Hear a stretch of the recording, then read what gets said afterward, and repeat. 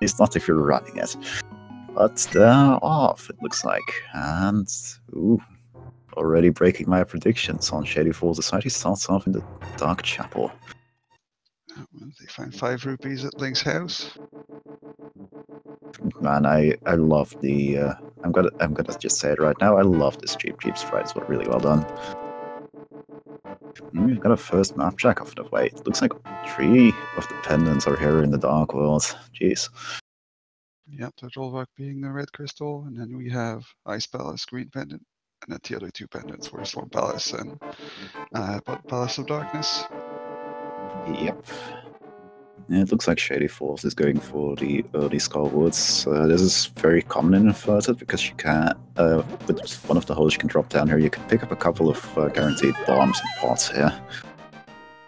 It's always interesting to see how the runners adapted to Inverted and found these spots where you can farm, because the Dark Wall isn't very friendly to you at the beginning when you don't have any money or bombs. So finding yeah, it looks like yeah, Shady is actually purposely dying here a couple of times to get more bombs, because you do need a bunch of bombs, and it's super easy to die when you're just here at 3 hearts anyway. It also looks like Hitsuyan saw the tier 1 tree pool, which happens to be full magic.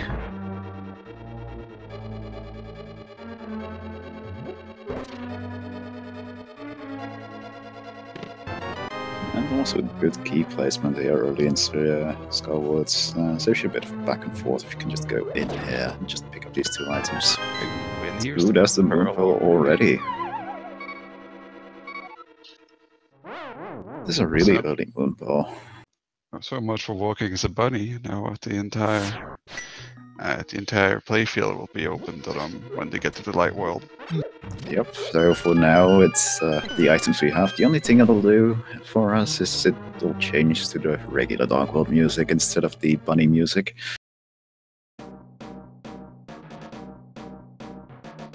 So we won't be hearing that in Skullwoods either way. And Shadyforce is going to go for the most fun room in the game. Everybody loves doing this room with barely any weapon, right? No sword, no fire. These mobs doing 2 hearts of damage to you if they touch you. It's the most ideal situation. And real fun. Ooh, okay, is that Gipto? Okay, that Gipto isn't sneaking fast. What you have sometimes here is... Okay, that Gipto on the right is also being friendly. Sometimes he just likes to block the way. So that was just the key. But the runner here makes it look easy, and he's going to grab the magic on the right as well. And what do we have in Hype Cave? Well, the house is nice, but the rest is just kinda... Well, it's one of those places you gotta check sooner or later anyway, but man, that was no payoff at all. Oh, I'll take that extra heart. I need Dave to wait. It's an easy check here. Here. Like, extra hearts are definitely good to find in Inverted.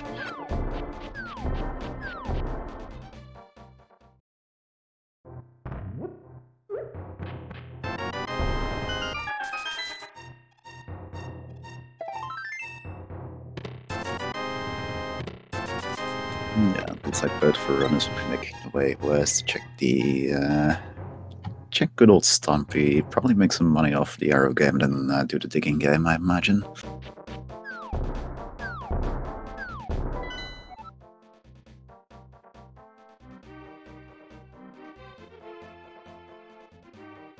Oh, that's a nice extra 50.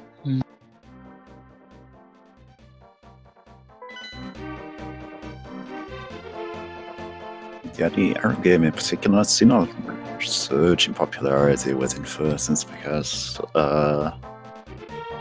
you do need a bunch of money for Dark World stuff early on, and it's a very reliable source of it once you've actually practiced it just a little bit. Yeah, for when you're practicing here's the flipper at the digging game, that's going to be nice. Yeah, it's almost like I predicted the flippers would be right there, except I had no pre-knowledge beforehand, people, so don't accuse me of anything here. And yeah, the archery game is is interesting in inverted and also in retro, which we can also play in this tournament, where you need a lot of money, and this is a good way, if you know the patterns, to acquire it. Yeah, it's for, I believe, the first 10 of these targets that go fast, you can always shoot at the exact same point and get a hit. So long as once you're used to it, it'll just go through the hands every single time.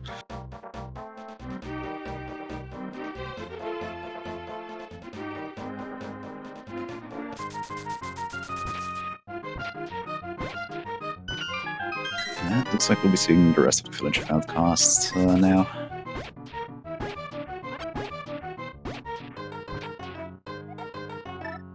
Yeah, doing a bunch of extra digs in the digging game is pretty common. It's usually fairly easy to make your money back off of it. Yeah, well, now we're see what Outcast has. The seed has been giving us options. They've been giving us items that are nice, but they're not really useful right now. And so the runners are still looking for that item that guides them somewhere. Yep. With those flippers in hand, they do have an extra possibility that wasn't there before, but something good might be hiding for us over on the east side of the Dark World, like on the Pyramids or in the Palace of Darkness. And if it's the Palace of Darkness, then extra money they both farmed is gonna come in handy.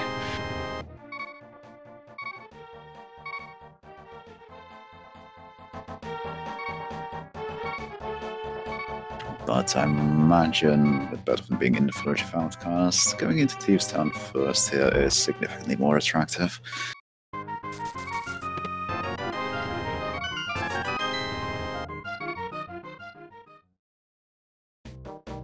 It's an early big key.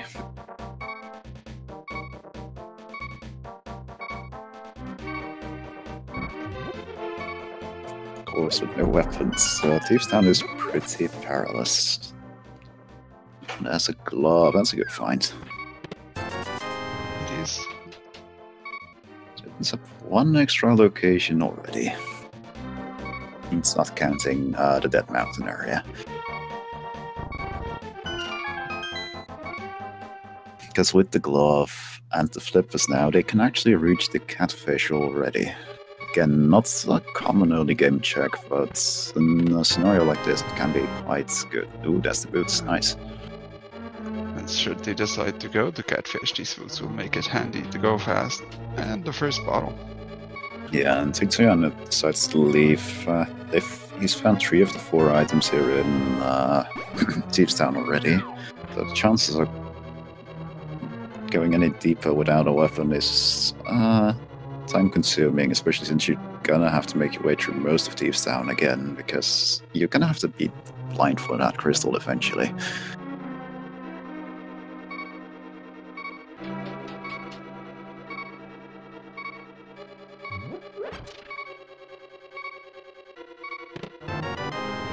Yep, it's like Hitsuyan is making his Dark Worlds. That's gonna be interesting to see where he goes. Very good use here of the fairy cave right here. They do have that fairy in a bottle now, but you don't want to waste that early.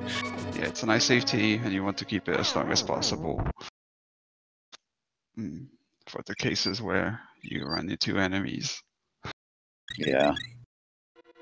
There's a lot of very dangerous enemies there, like... Most of the enemies in the Dark World will do 2 hearts of damage when you run into them. A couple of them will do even more than that, like the big guy right there, I believe he does 3 hearts, as does that man-eating plant over there. Yeah, one of the quirks of this game is mobs that can do enough damage can also do less damage if you hit their traps, like the fireballs and blind. With green mail, you're better off getting hit by a fireball than you are getting hit by blind. You will take less damage. Same is true of those spear thrower guys here in the Dark World. They do significantly more damage if you run into them than if you get hit by one of the spears.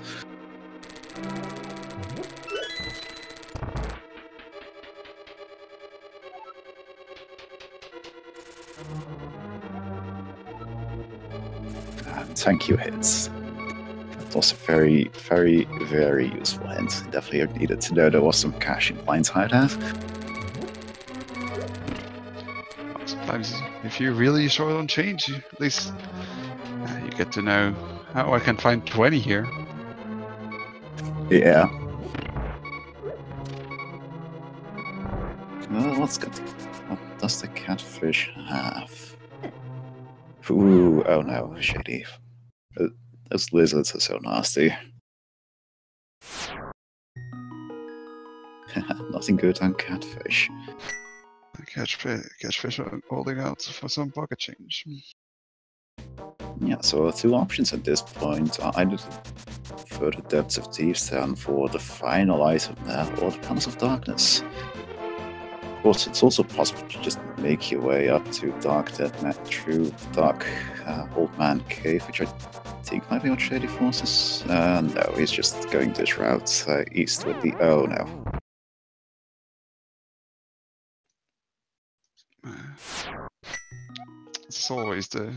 This is always the difficulty with these inverted seeds. You get to start in the dark world, enemies are not forgiving. Yeah, that's as nice as the boots are, they actually aren't helping matters, because it's really easy to just be speeding along and then one of those enemies just polish you for 3 hearts, just runs right into your path and you're like, well, damn. Because without the sword, the boot, just running around with the boots while fast isn't particularly safe.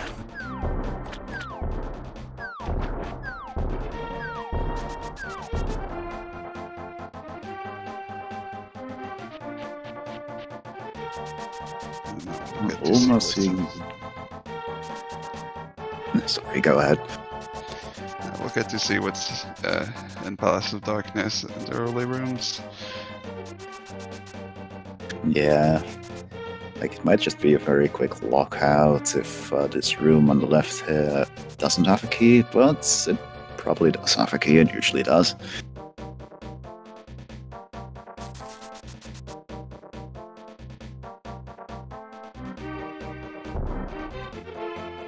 Not having key, but that's valuable enough to me.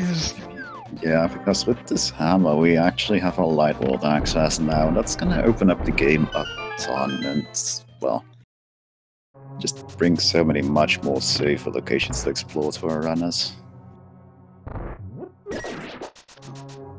Yeah. It looks like Hitsuyan is going to be looking in the South Shore area. Yeah, it makes sense. It's one of the quickest areas to reach. And it's particularly item dense to begin with, and unlike in, say, a regular standard or open mode seed, you start off with a bunch of items already, technically, so don't really have to go to Kakariko first.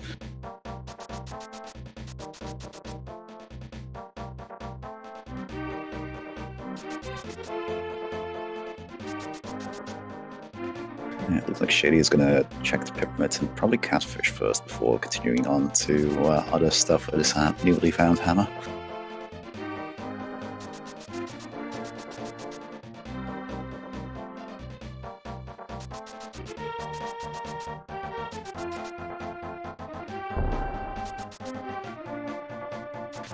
And that's a lot of explosives that were hiding in that drain dam. I wouldn't trust explosives that have been hiding underwater for some time. Yeah, neither did Hitsuyan, he just left them there. Probably old duds anyway. As we get some very classic minimal bomb bombing. There we go, 2 in 1 go.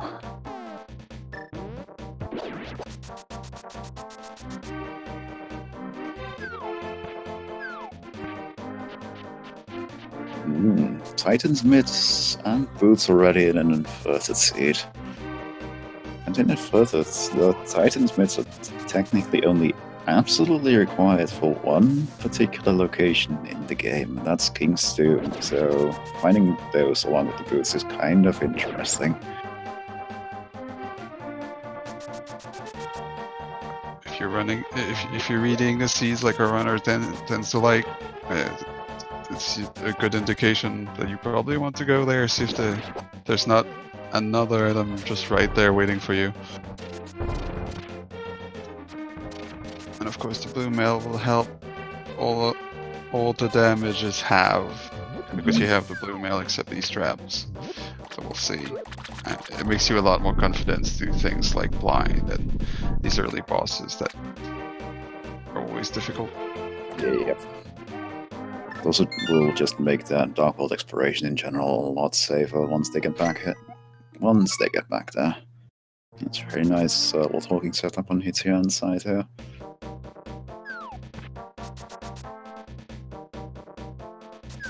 Ooh, that was the ice rod on the Lake Hadley Islands. It's a nice relief to know it is so early in the game where you can just because it can be anywhere and you need it to complete Turtle Rock. Knowing what it is right now, it's nice. Yep. Nice thing is, the only thing they really need is light world access and the flippers in Inverted, because, well, you wouldn't be able to, you can't mirror from the Dark World to light world, so they added a little bit, they added a nice extra ladder there.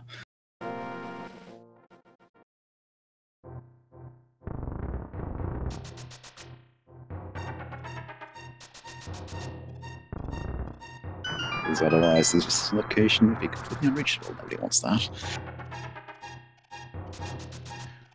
It's interesting the thought that the developer of this mode thought, like, oh, we're gonna add this location would be impossible, so they add these little bridges, the attention to details, the possibility to get on top.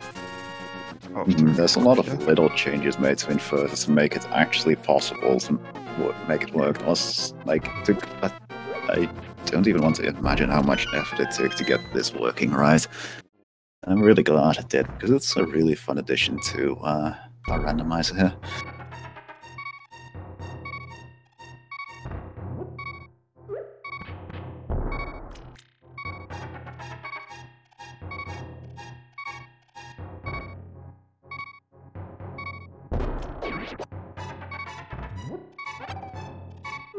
Yeah, nothing good hiding in Sora's Ledge. Just making its way back. Imagine Hitsuyan is... That's probably going to take one of the whirlpools here to make his way over to Kakariko Village quicker.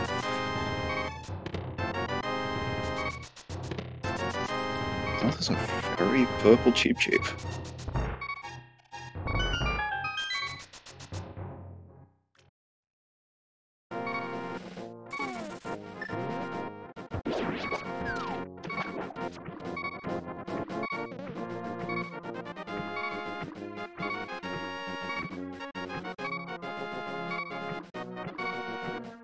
Yeah, there was some keen awareness on Hitsuyan's side to make use of these portals, and with the map check we also have the final red crystal confirmed its palette. It's crystal number 6 over at Desert Pass. It's 3 crystals in the light world tonight. Yep. Yeah, we already knew that, technically, because we saw the tree of pendants over in the Dark World already. Here we go. What does the King's Tomb that seems to be so heavily hinted at hold? Ah, the piece of heart. The vital piece of the puzzle that we were definitely looking for. What could we do now if we didn't have this extra piece of heart? That's also how it sometimes goes. Sometimes you think... Sometimes it's like, man, it's really telling me about that location, but in the end, it's all random. Oh, and now the bow, right in the back of his game, for its round. Yeah, that is a super nice find.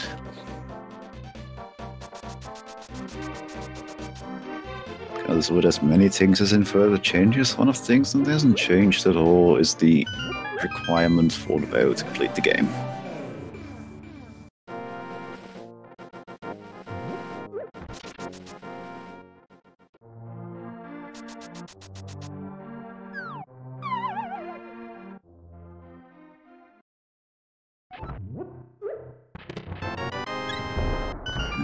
Getting to the biggest treasure trove in the game, Kakariko Village.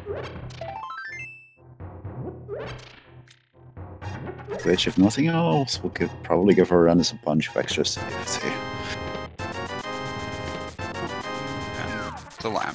The lamp, the lamp being the first fire source is always nice, and while I trust both of our runners to be able to do the dark rooms, it's always nice not to have to do them in the dark. Yeah, especially as long as you don't have a sword, because without a sword, the dark room navigation becomes a lot more difficult, typically.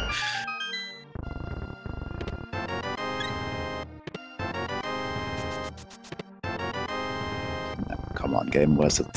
Cash from the hint hiding. There we go.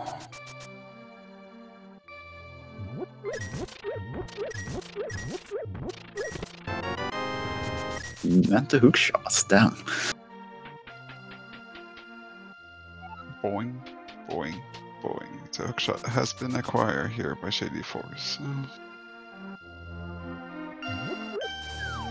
Yep, it's always a good find. Especially, it's just very convenient of an item, and in this particular case, it also gives them pretty full access to Dead Mountain.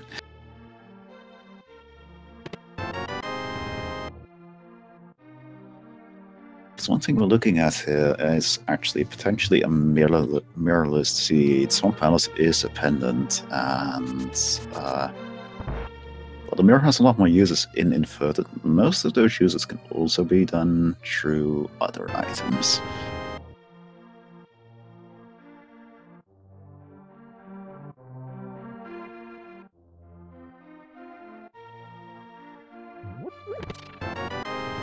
And there's our first sword of the game hiding in the back of the bar. That will make all these dashes a lot more safe, and since instead of running into enemies, you can just push them out of the way now. Yep. Yeah, it's not common to think of the sword as a safety item, but as things currently stand with the runner's inventory, just having the fighter sword is more of a safety item than anything else. Because the other items they have are significantly better for combat.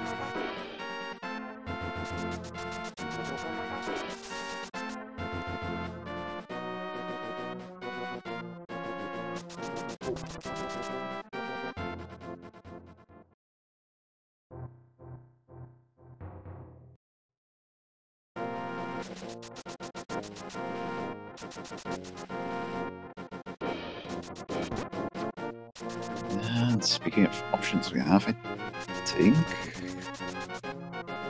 the big place we're missing right now, or at least the most item-dense location we have right now, is pretty much Dead Mountain. It's been completely up to us, both logically and item-wise at this point. But Hyrule Castle is a pretty good spot too. Yeah. So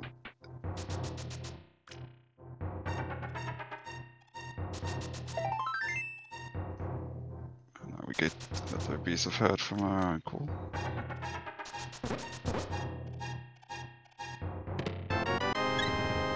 And a regular heart just nearby.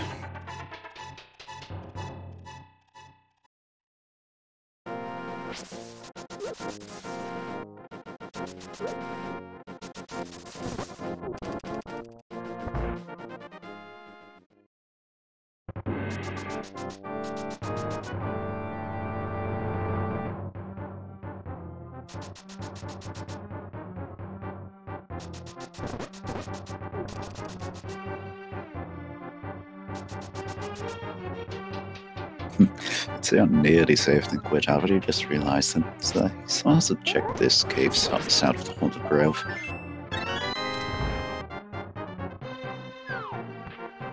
Of course, he wasn't missing out on much there, but even with Bow and that, he has some other options available to him. Like he might be tempted to make his way over to the Eastern Palace, for example.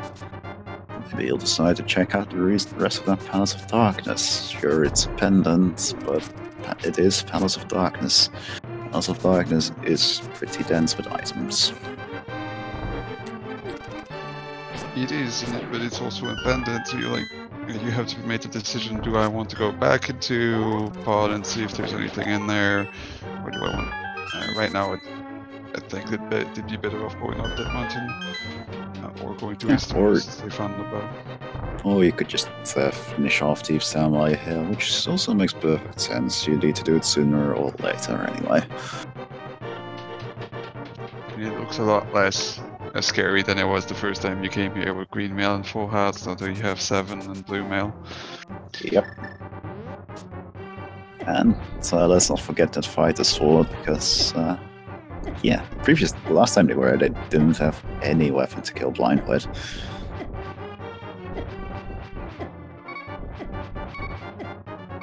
Looks like that work. Mm-hmm. Yeah, unfortunately, since he hasn't been to the sanctuary, he is going to find an item, I believe, in the dark section of the sewers, but his exploration in the sewers is going to be stopped short there.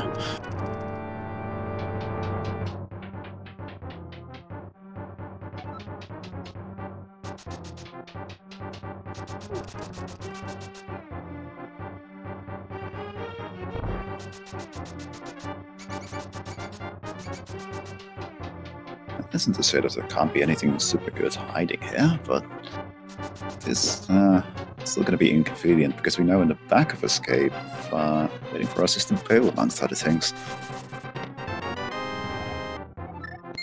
It's just a map.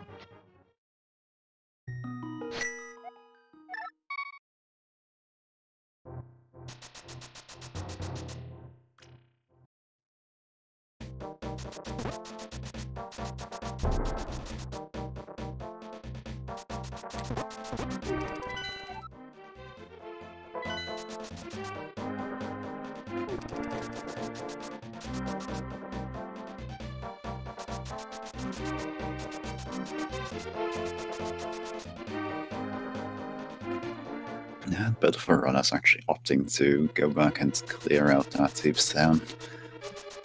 I guess they just want to get it off the minds.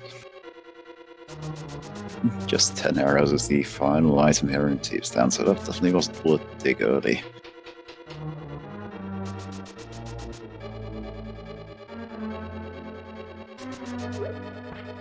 So the question then becomes, where they go next?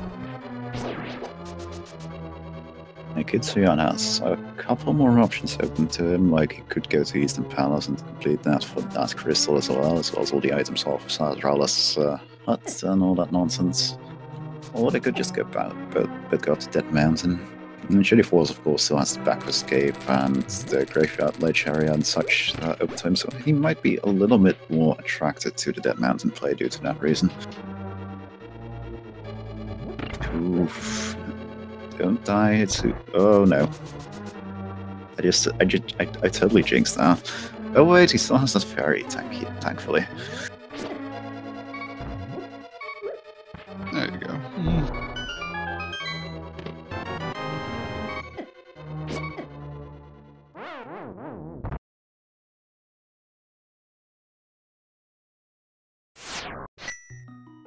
And the first crystal of the match is in, while Shady takes another unfortunate death to those super nasty lizards. At least he managed to blow open the hole there though, so that's one less thing to worry about, and he won't have to pass those buggers again. Yeah, these are one of the enemies that I hate the most in the game. They do a lot of damage, they're pretty small and they move fairly quickly. Yep.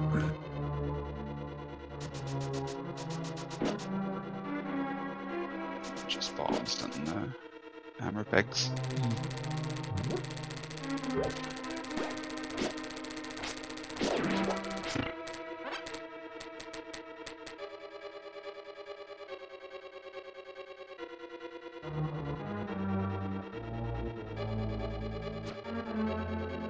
Does look like Hitsuyan is heading up Dead Mountain.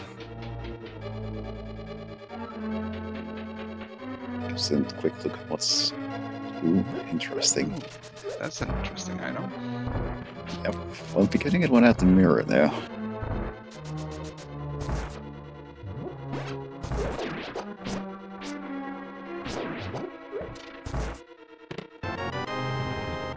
Will the old man have his keepsake mirror. Maybe. You'd also wonder how he manages to get lost in the dark world in the first place. He does apparently have his own moon pearl though, because he just stays an old man. He doesn't get changed by the powers of the dark world, and apparently the only way to prevent that is the moon pearl. So I guess there's two of those.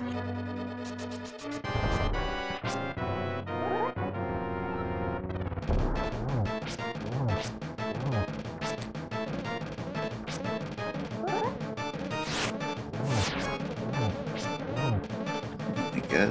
3 more hits on line to go. Let's see how this goes.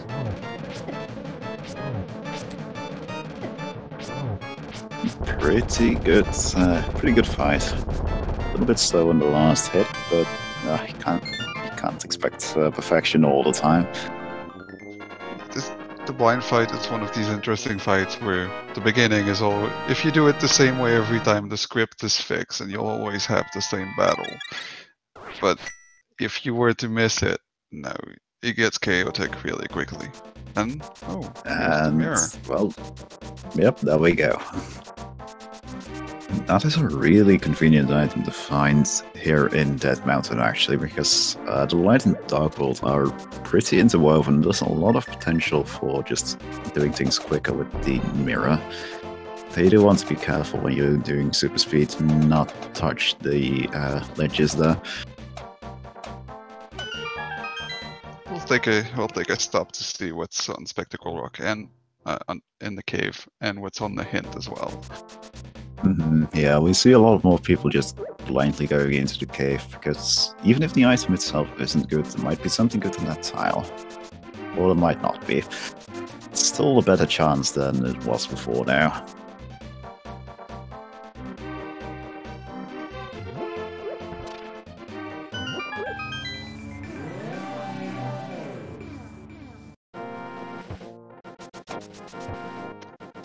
It looks like the hints are worried about their runner's safety.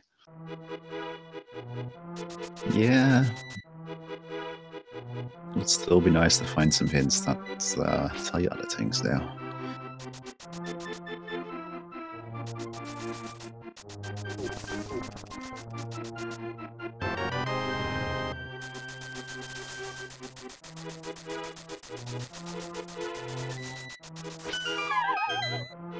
So getting to the real meat of that mountain here with now the Hookshot Cave, and soon the Super Bunny Cave, and probably the Light World side of the entire place too. That's the shuffle. The Cane of Burner. The Cane of Burner opens up another option here on that mountain. Spike Cave is now fully accessible.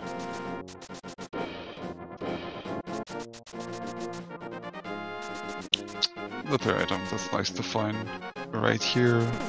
That way you get to include it in your checks and don't have to leave it behind for when you come back. Yep. And we get the single arrow in the chest. Yep, and 10 arrows in the Lumberjack Cave, so we won't be seeing Aghanim this... well, we won't be seeing Aghanim's tower this particular seed. We'll obviously be seeing Aghanim just before the end. Because of the new hints, I feel like the single arrow is one of the items I actually like to find, because it can be considered to be a unique item, so not having it or knowing where it is already gives you a lot more confidence when you get a hint that tells you to go find something. Yeah, it gives a much higher chance. It gives a better chance that it's something good as opposed to just that single arrow.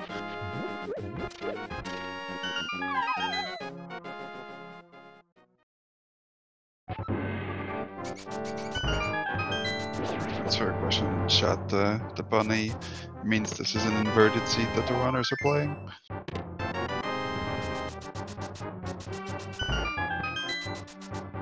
And there's the total as well for Shadyforce. While we go into Taravera on Hitsuyan's side. Another very helpful hint telling us that Catfish has some money for us. Yeah, it would have been handier much earlier in the seed, because it would have saved some time, but instead of it being after both of the runners already went there.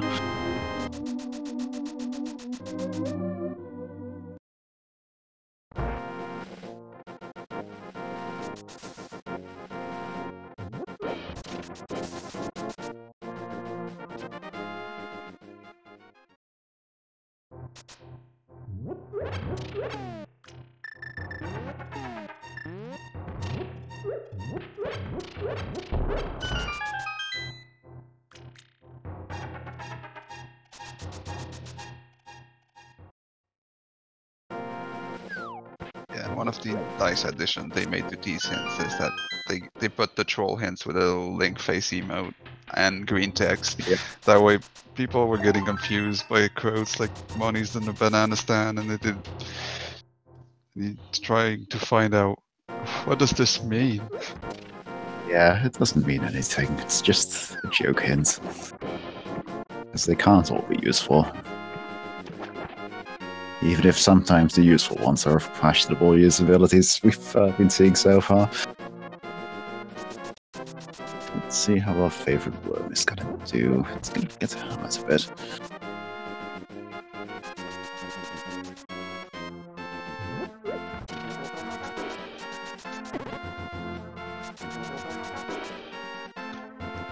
It is just another bottle. There's also a second crystal, so I'll take it.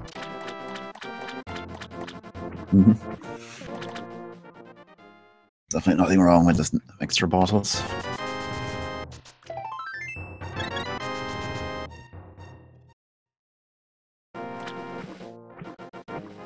And unlike Hitsuyan earlier, Shadyforce actually does have the money to check what Zora has, so there might be something good waiting for him here.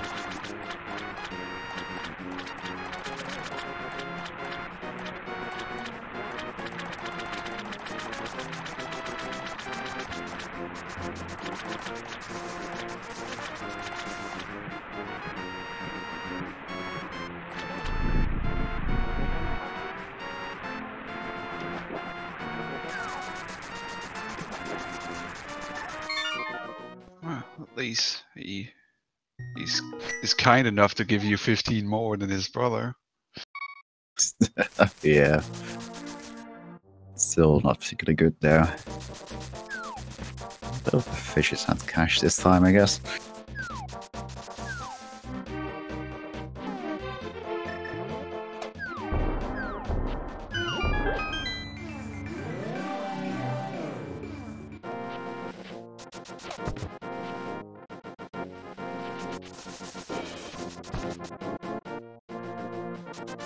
And the paradox cave of money so far. Yeah, that's a lot of money. Of course, we're at this point past the point at which money is really required, but if nothing else, you could buy some potions with it, I guess.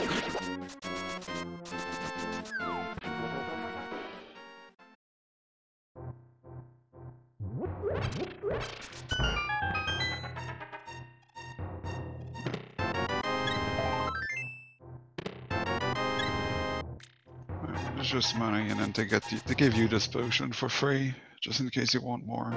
With that money you just got.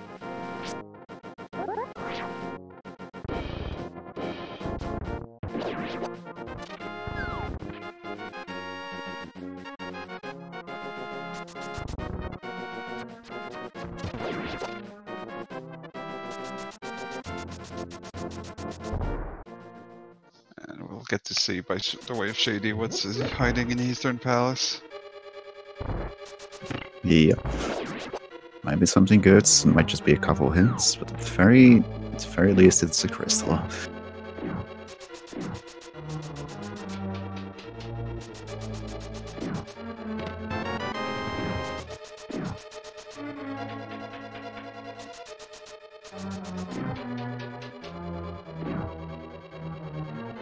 Meanwhile, we're also seeing the uniqueness of how you can enter Turtle Rock in inverted mode.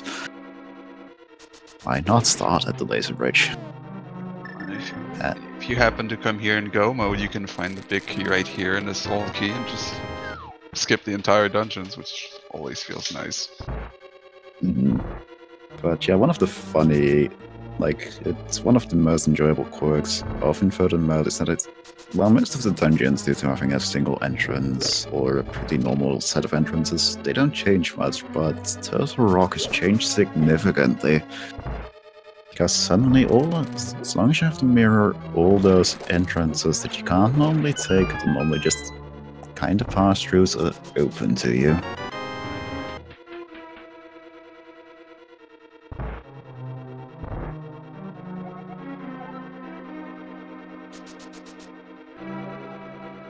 Now, he's already figured it out by process of elimination in tile, but we thank you anyway.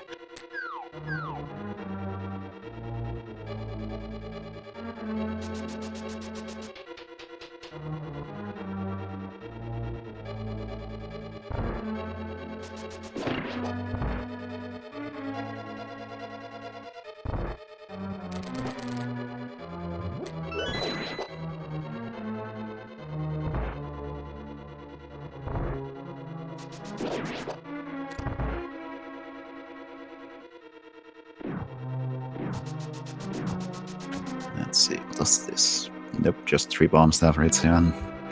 You do get to see this a little bit, because it is quicker if you're coming from this direction to go through this particular part through T-Rock. You get a nice magic refill too. We got red and cheap on Shady. This is my favorite cheap color because it's the traditional one.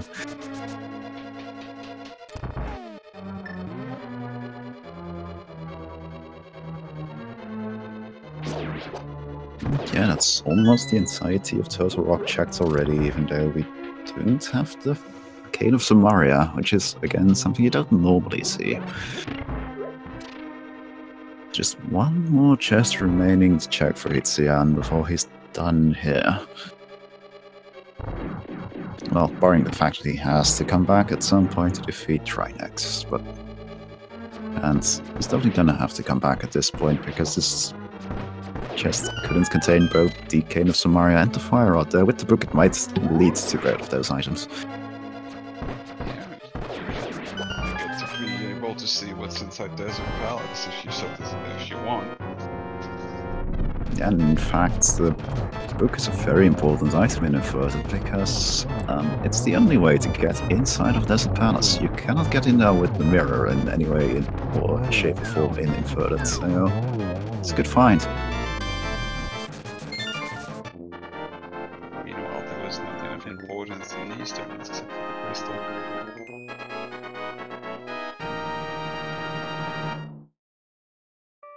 And it looks like Hitsuyan will follow that book into Desert and the Mire area. That makes a lot of sense right now. They've had those boots for a while now, and the boots themselves, well, of course, being one of the most convenient items in the game to have, they haven't actually given us anything just yet.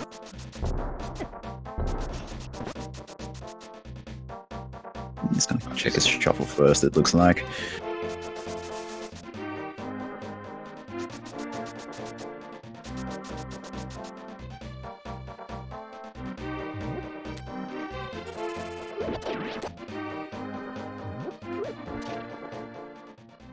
Ooh, and the Fire Rods was waiting for us behind that shuffle. That's very nice to find.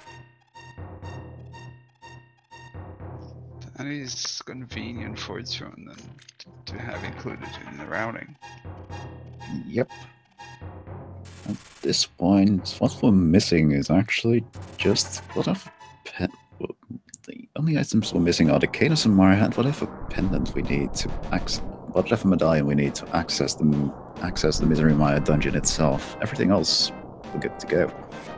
One of the swords is locked right on this book, on the Bombos tablet. So he'll need to find the second sword before he can get to that one, if he needs it. Yep.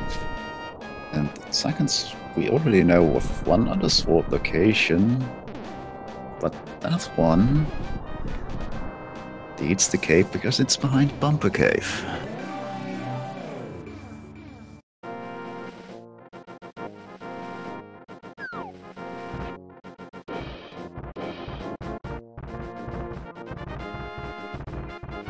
Yeah, it does look like Ether is the medallion for both Total Rock and Misery Mire, though of course it's not really required for Total Rock in Inverted.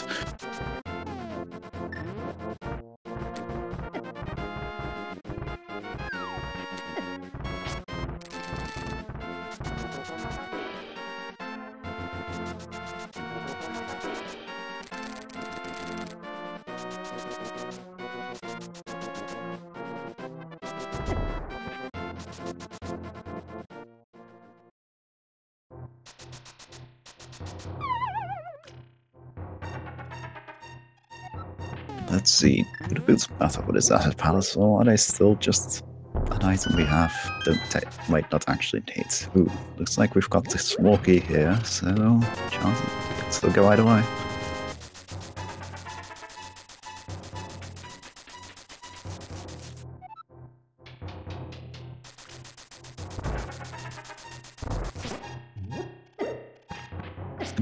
One more chest on the right side, and then my turn out we will bait it a bit. Nope, but there is potentially an item on the torch here in Desert Palace.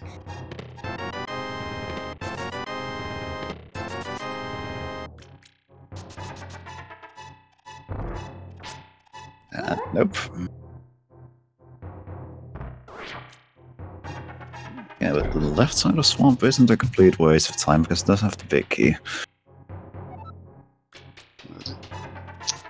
I feel when you get that hint that the big key's on the left side, you kind of start to feel bad if you're still needing an item. Because Yep. it still doesn't tell you anything. It's like, it might have an item, it might not. Come and find out. On the positive side, it means that if you do find the compass early in Swamp Palace, you know there is definitely an item of some kind in the back chest.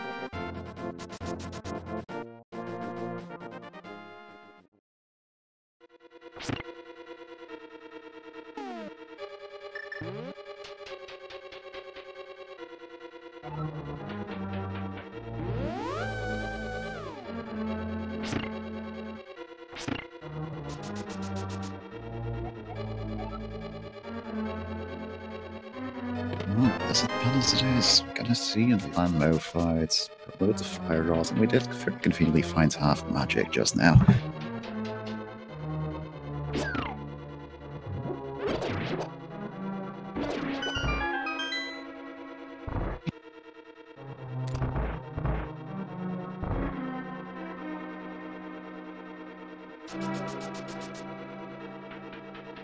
Let's see that one cycle, Hitsuyan, I know you can do it.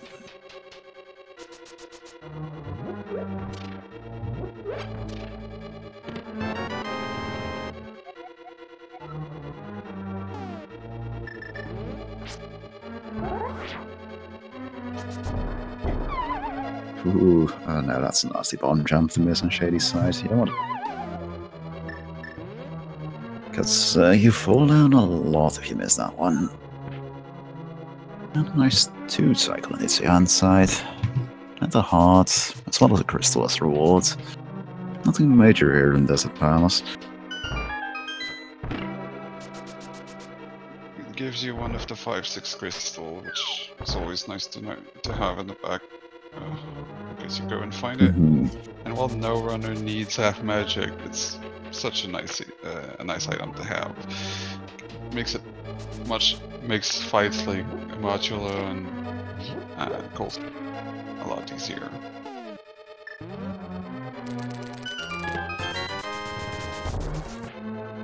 Yep, definitely. That's what we'll finish off our trip to Hyrule's Desert here with sorry, I basically lost my train of thought halfway through that with a visit to Agina's cave. We'll see. Friendly Hermit has the best boomerang for us today.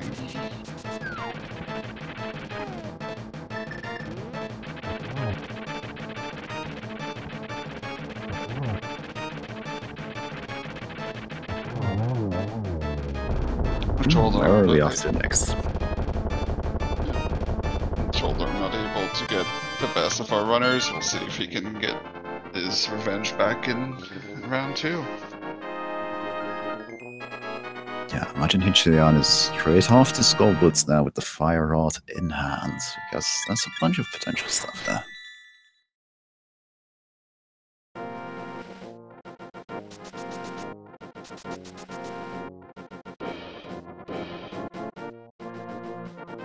You can actually do some interesting plays with the mirror to travel through just a little bit quicker, because, well, pick a mirror anywhere.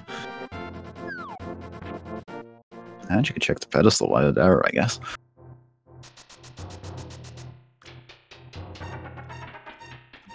Just for 3 bombs on the pedestal, so those pendant palaces, very low priority.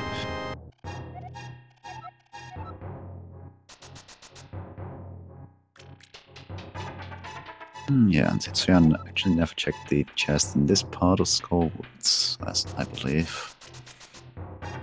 It's just a small key, so we wouldn't be missing out. He isn't missing out on much. I do believe that overall, looking at the previous behavior from our runners, it means there is an item here in the back of Skullwoods. I believe you're correct.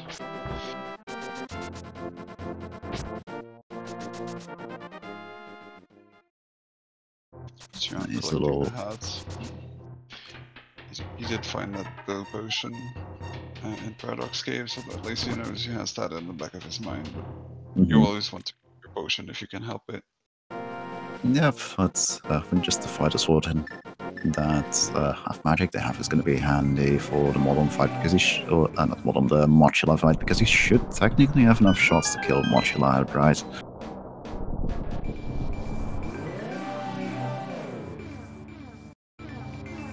Also with modular, there's always the problem with hitting him into the spikes and the iframes kicking in, but then you should wait just a little bit so that he moves down just a tiny bit. You can usually reliably land hits. And at least with Fire Rod, you can stay at a pretty safe distance.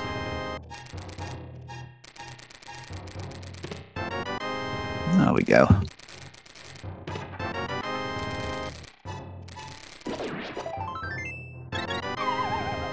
Just the big key though, so there might be a bit of backtracking involved.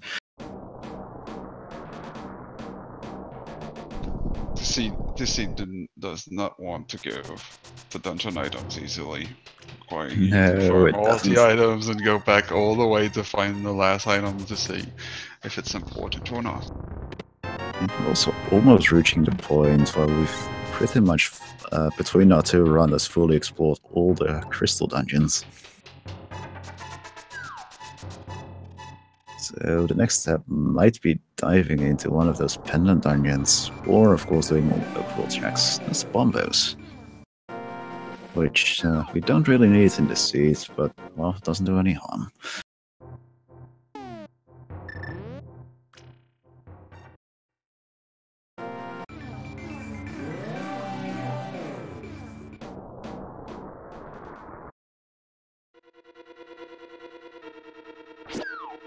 Looks like it's either more overall checking coming in, or this is just going to be a dive straight into Pendant Swan Palace.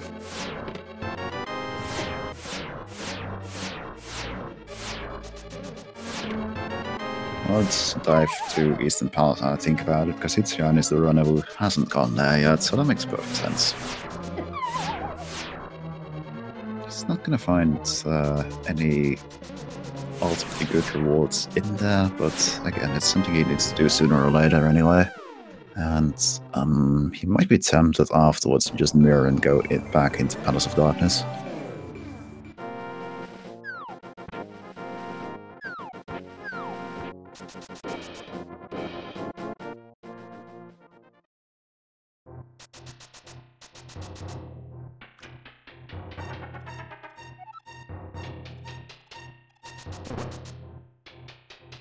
Yeah, the hunt is on.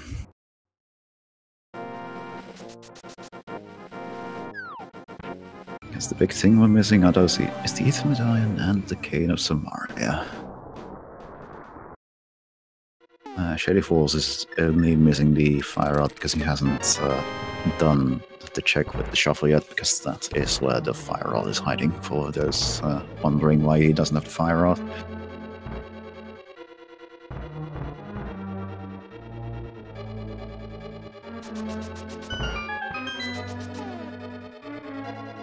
As the runners are retracing each other's footsteps, where do you think Hitsuyan will be headed next after he completes Eastern? Like, his options at this point are basically a couple of overall checks, like Smiths and actually just a smidge. I think he did the hammer pegs early on, actually. So I'd say in his position, the most attractive option is to just use that mirror and go back into Palace of Darkness, because there's a lot of items hiding in there, and it's a fairly quick check, actually. And if he finds all the items early, he knows he can just mirror out and not worry about killing the boss, because he knows the pendants themselves aren't valuable. Yeah. The convenience of it being right here makes it a very good option. You could also decide to go a little bit further south and go to Ice Palace, and finding maybe there's something that's hiding behind the green pendant, or in Ice Palace. True. Of course. Right. So a player can see Shady making actually after he's done here in Tesla Rock, though I imagine he'll... Nah, never mind. He'll be more tempted to just use that book and go into Dusty Palace like Hitsuyan did earlier, because, again, it's a Crystal Dungeon, you want to get those done. And it gives him it'll give him a chance to visit the Desert area and figure out what medallion he needs, because he hasn't checked Misery Mire himself yet, I do believe.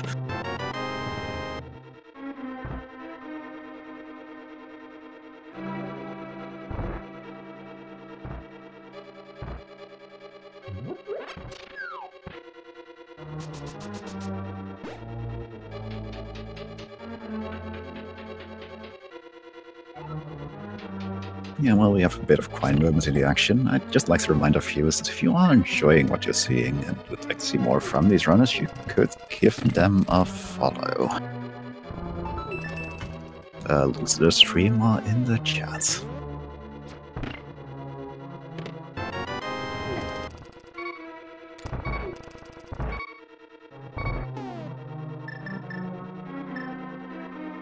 These runners endured the pain of inverted, so we can watch it and enjoy it. Oof.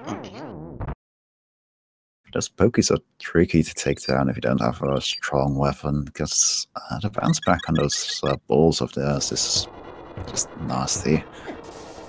That's got most of it taken care of now. Just a couple more hammer axe. There we go.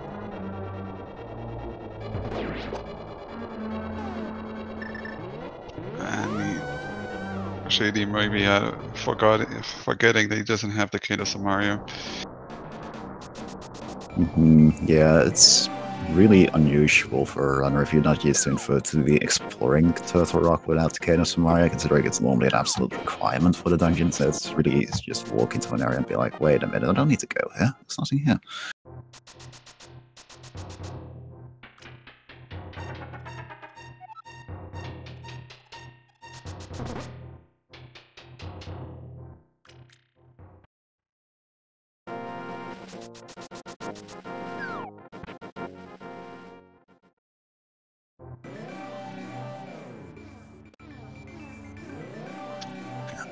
Mirror bond there on this Hitsuyan side, just needs to a little bit lower, and there we go. It's time for more Palace of Darkness action.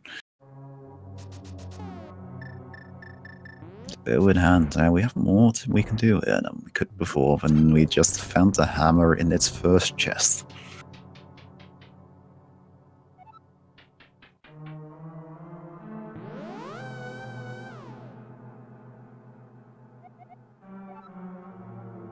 And beans on toast is pretty good, actually.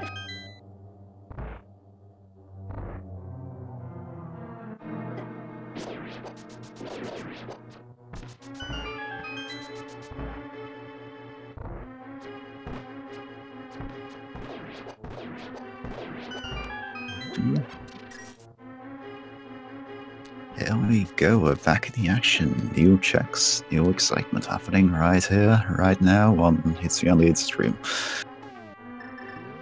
One of a nice item to find would be the final sword or the cape for one of our runners.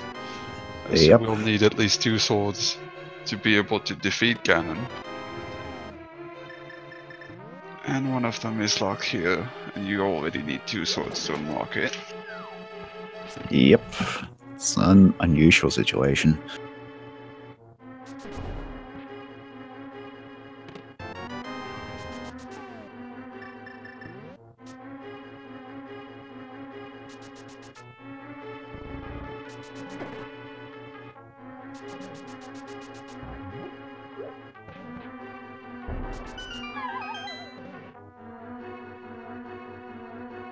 Of course, Palace of Darkness being Palace of Darkness, what we'll mostly be finding early on here is a bunch of keys, because, well, the randomizer has to place them early to make certain you can't softblock yourself. But typically, after you're done with these front couple chests, all the stuff in the back is good stuff. Indeed, the randomizer assumes that you will use your keys in the least efficient way possible, even if nobody does that. And it can lead to an interesting situation where you don't need the keys, but you know they're required, and it gives you information that you would normally not have. Yeah, one of the weird quirks to that actually is that the randomizer can't quite just randomly generate a vanilla seed because of it, because it will never place a small key in the dark mage just to the left where Hitsuyan1337 was just now, because in vanilla there is a key, that small key that the randomizer doesn't allow it, because if you find the hammer or the bow, if you find the hammer early enough or the bow, you might have a problem where you can lock yourself out of ever getting into, well, ever getting that particular key unless you do the hammer jump.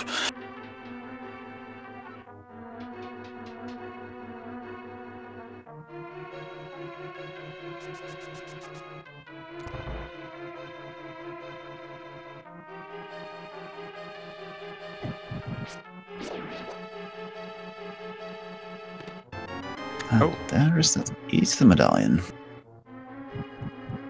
Actually, the one I'd rather have seen later in the Cane of Samaria, honestly, because now we have the option of doing Maya without the cane. Indeed, I'm sure our runners would have preferred the earlier option to just find the cane first. We do have the knowledge that we have absolutely no requirements for killing Helm as well, because he just has the map and the pendant we don't need.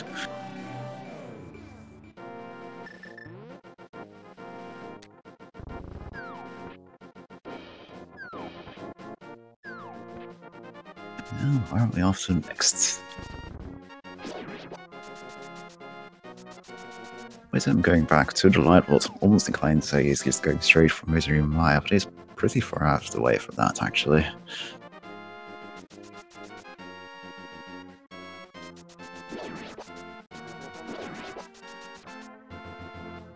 I not certain if Hitsuyan ever did the front of Escape, now I think about it, so that's actually a pretty good idea for him.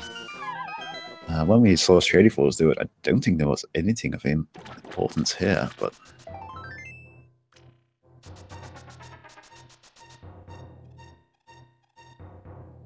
That's why he better check this sooner or later.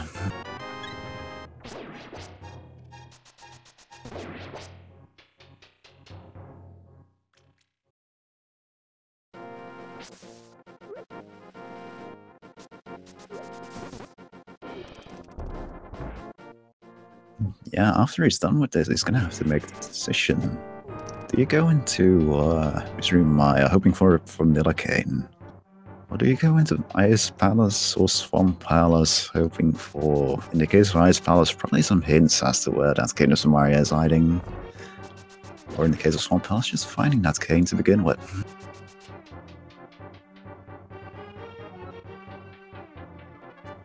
Seeing some nice arrow ammos happening. Yeah, very NMG. I think we have some good hits in too.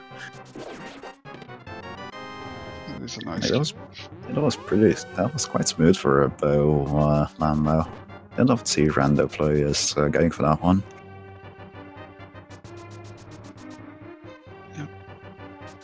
No, I have a suspicion that it depends on the mind of our runner. If the runner feels he's behind, he would be more likely to go into Ice Palace than to go to Misery Maya, or the opposite. Depends. Sometimes you wish you could see what they're thinking.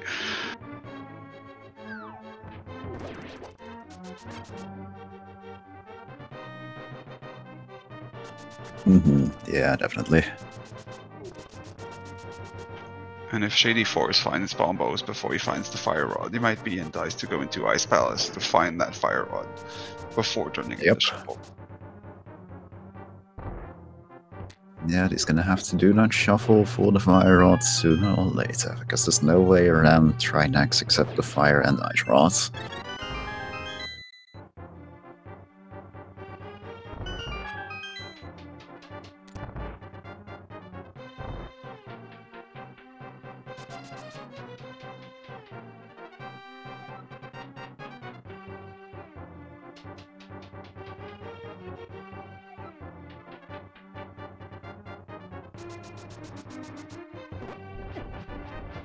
Yep, it's gonna be the final item for the escape here for Hitsuyan1337, because in 20 rupees, and he's already got the map of the Dark Sewers too, so he actually does have all the checks done in there.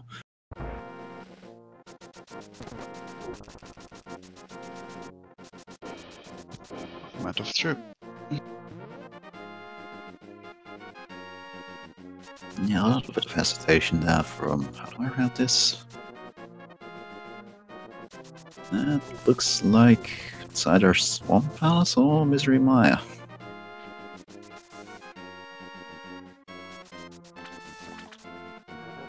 And Swamp Palace it is, though you used that mirror a little bit early there.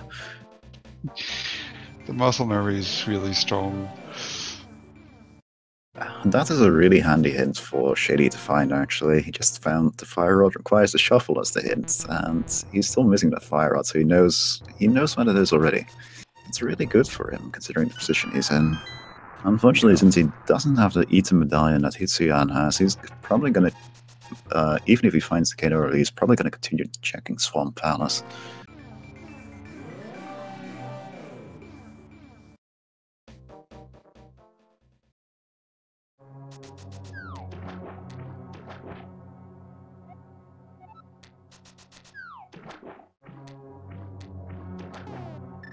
Yeah, Swamp Palace is the place to be for our runners, apparently.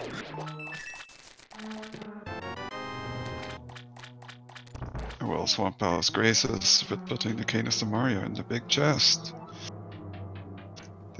I feel like that would be evil for our runners. Yep. Because they both know that's on in left side of Swamp. What's waiting for them there is a map and a big key.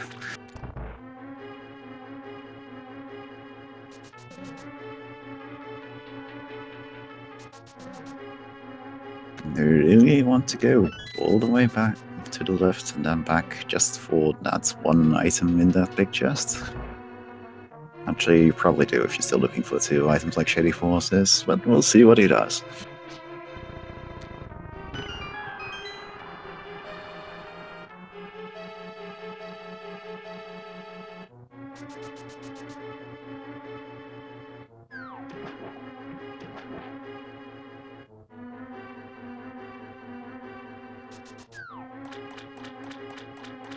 And straight to back the Swamp on Shadyforce's side.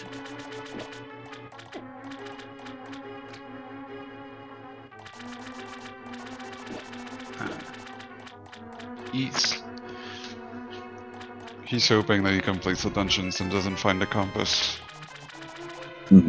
Definitely. It's not a bad play, actually.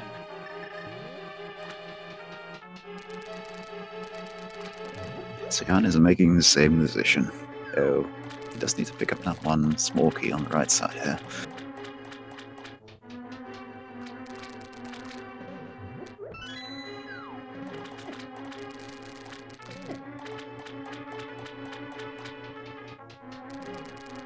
Yeah, just another heart. Still no compass, so we'll run a 50-50 shot on them having to revisit Swamp Palace. Also in for the fun of fighters or targets. But you get a choice. Do you want to wait for spin attacks all the time, or do you turn it into Menu Boss Simulator 2018?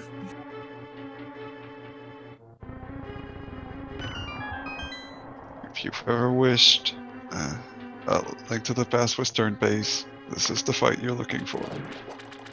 They do have well, Shady actually has a really convenient menu layout for doing menuing on this fight, though, not having the Bombos medallion, so you can just do it in 2 presses every time. unfortunately, the compass being in the two chests here means it's not in a big chest. What's the compass there? Huh. Oh yeah, Shadyforce has it. Well, that's unfortunate, because then they're gonna have to revisit Swamp Palace. Unless they want to gamble on the big chest item not being required.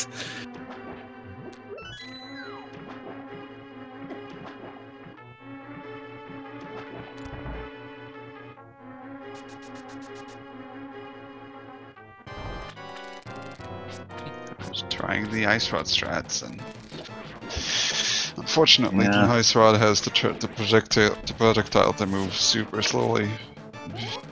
Yeah, it's quite difficult to hit targets with it. It does do the same damage as a Fire Rod shot does, so 4 Ice Rod hits would do him in, but actually hitting those is difficult. All that for just 20 rupees. So far, nothing that we know of in Swamp Palace. Except the information for Shady that he does have to turn in the shovel. Yep, if nothing else, that is a valuable piece of information. Does look like he is opting to leave the one final item here in Swamp Palace behind.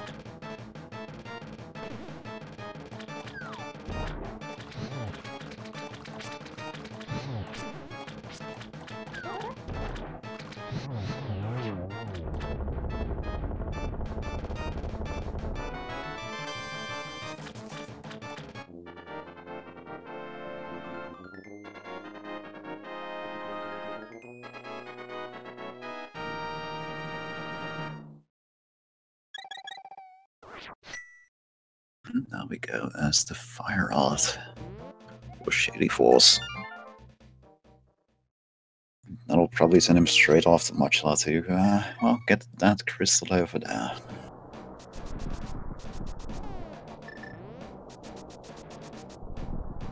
Boat Runner leaving the big chest of swamp with the one item in it. Yep, and I have a feeling we're seeing the Spike Cave on Hitsuyan's side.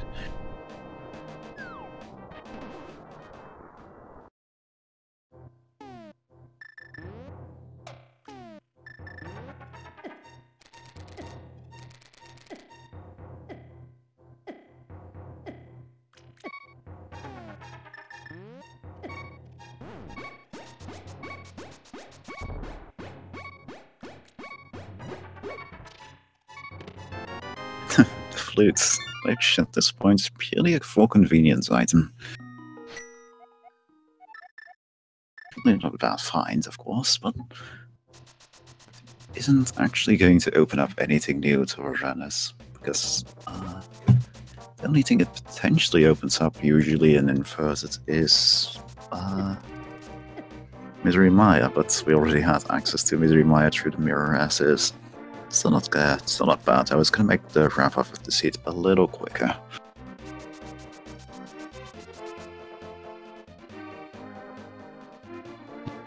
I feel like, and this is purely confirmation bias, the inverted seat that I've played, I've really liked to put the flute as far back as possible.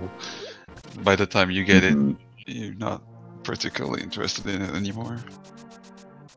Yeah, I've definitely played a couple myself, in which I just never even bothered picking up the flute because it just wasn't worth the time.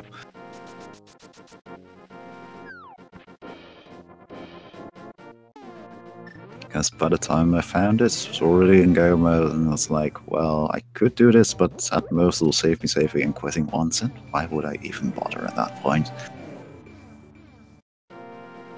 Indeed, and as Stroud is pointing out, Shady, forgetting he does not have the cape, he cannot get the sword. Yeah, both of our runners really wanting a sword at this point, but the game is not providing.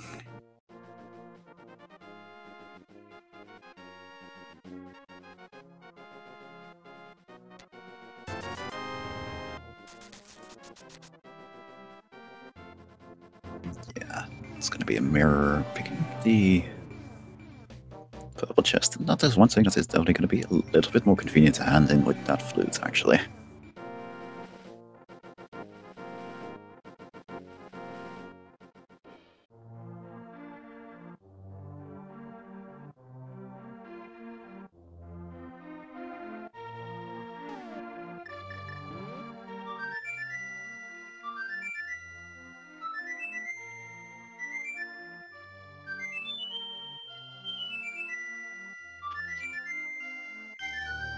definitely possible that Hitsuyan is going to check the purple chest, and if it's not what he wants, it's just gonna walk right into mire. I mean, he is pretty much right there, just very short distance away.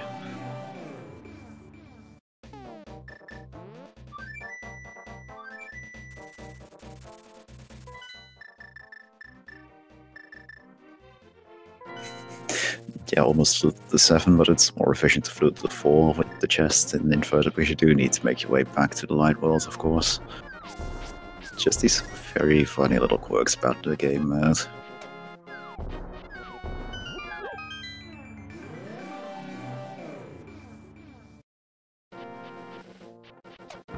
There we go, modular down for Shadyforce.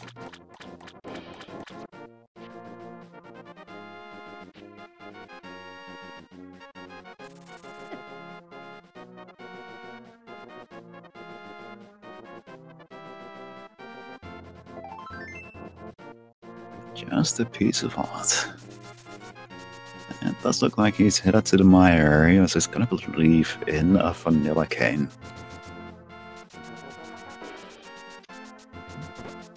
And as we all know, the vanilla location for the items in randomizers are always a bit of a troll location because they block half the dungeon if you do not find them. And in that sense, the vanilla seed would the vanilla game would be the worst seed to get in randomizer until you figured it out. Yeah, once you do figure it out, it's gonna be nice, quick, and familiar now. Just assuming you are familiar with the vanilla game. Not all people who play the randomizer are.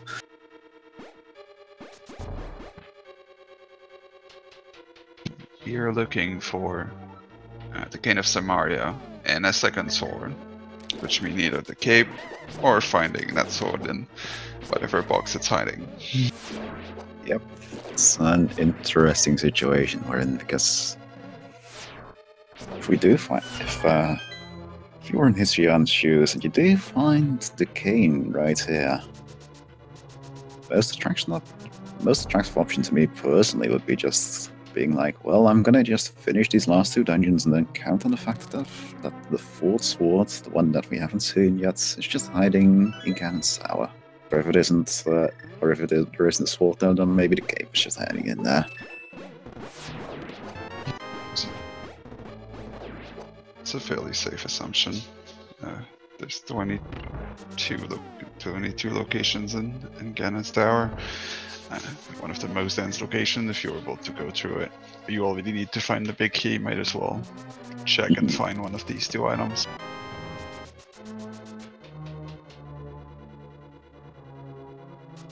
But for now, we have Misery Maya being, well, miserable.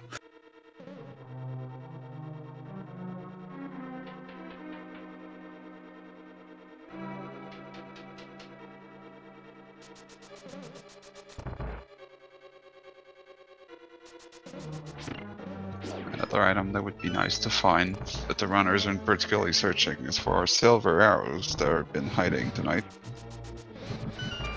Yep, definitely haven't seen those yet either, which is, I wouldn't want to say unusual, but it is certainly something that, oh, hey. But I was a little bit aware of a weird quirk of the logic. The fact that Hitsuyan just found the small key in that one chest here on the left side of Misery Maya, that always indicates that the chest hidden behind this long cutscene will have the big key in it. Because the randomizer only allows a small key to be placed in that one particular chest if the big key is here. Just one of those weird generation quirks.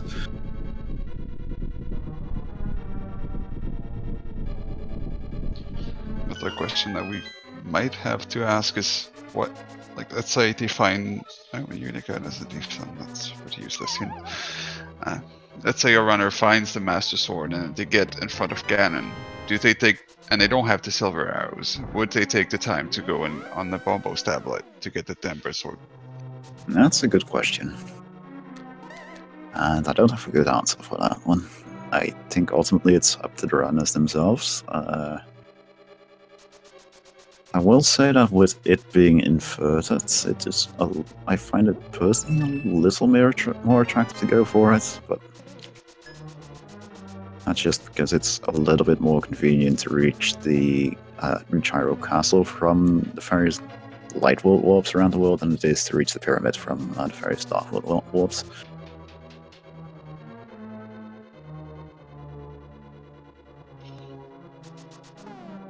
Definitely a possibility. The difference between Master Sword Silverless and Tempered Sword Silverless is quite a lot of fine. Even if you do it perfectly right. One more chest. Nope. Yeah, I imagine Hitsuyan is off to Ice Palace next because he's practically out of options.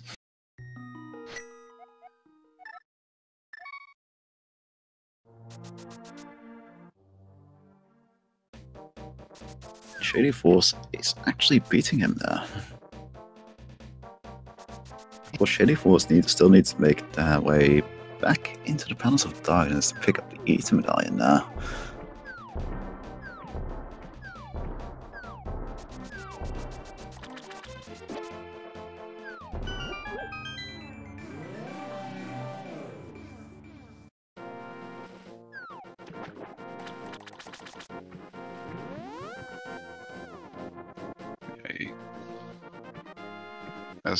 As one of the viewers is pointing out, you'll probably decide to go to pod after, while turning in the green pendant.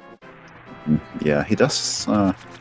Technically, finding the Cane of Samaria, whenever that is, will open up a little bit more in Total Rock for Shadyforce, because he can actually beat Trinex at that point, and there's those fire art mob chests on the right side of the normal entrance of the place. But it really depends on what he finds where, actually. Because if he gets the cane from the green pendant, going straight into Palace of Darkness is probably significantly more attractive, but if he finds it later, then that Total Rock play actually becomes pretty nice.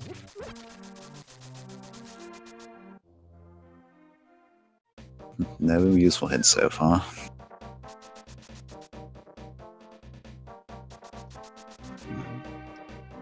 Yeah, we do have to point out that this has been a fairly healthy seed. Both runners standing with 17 hearts and red mail. Yep. Like, if it weren't for the fact that we're still on the Fighter's Sword, I'd almost say, man, this is a pretty easy seed, but that Fighter's Sword makes things a little trickier.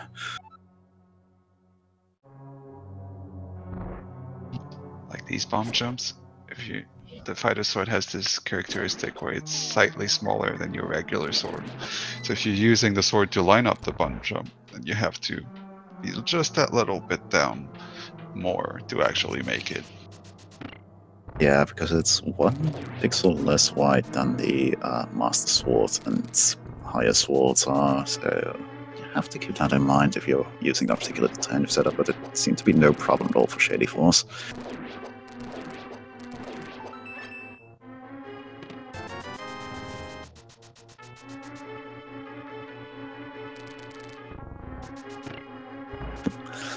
Three for not particularly useful hints here in Ice Palace. But we do know it is almost certainly required unless we've forgotten something. The dream for an item being in this one big chest is still alive.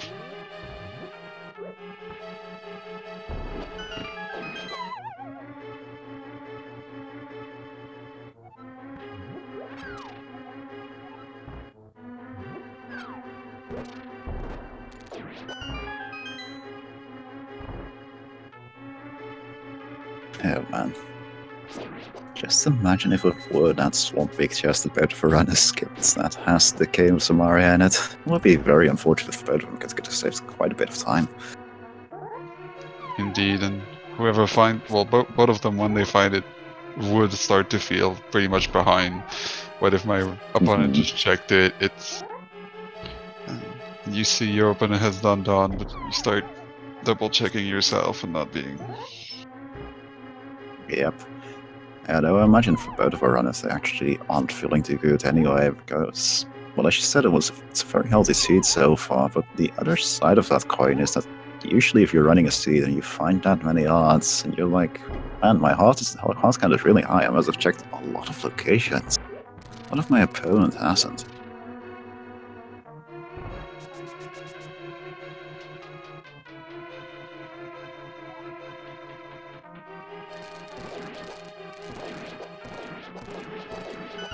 So far, nothing doing here in Ice Palace.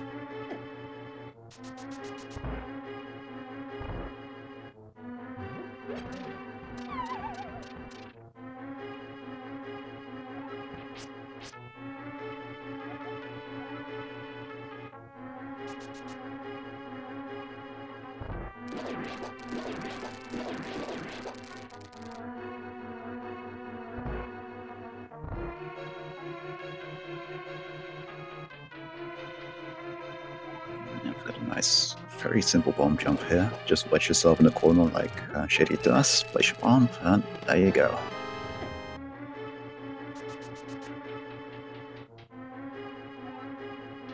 Just a map there.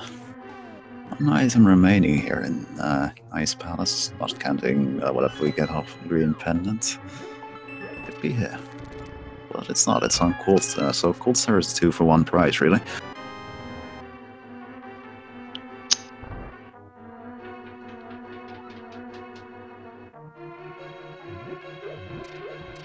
We still haven't found any of the fetch quest items except the shovel as well, so our friend calls there could throw us for a bit of searching again. Yeah, I'd say having that combined with Green Pendant isn't the worst, though. At least the Green Pendant sort of sends you in the right direction anyway, if it's the mushroom we find too.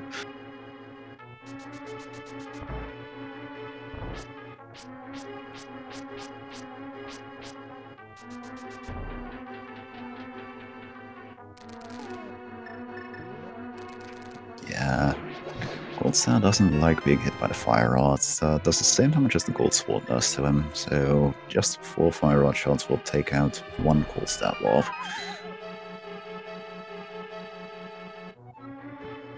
Then 8 swings with a hammer will also take 1 out.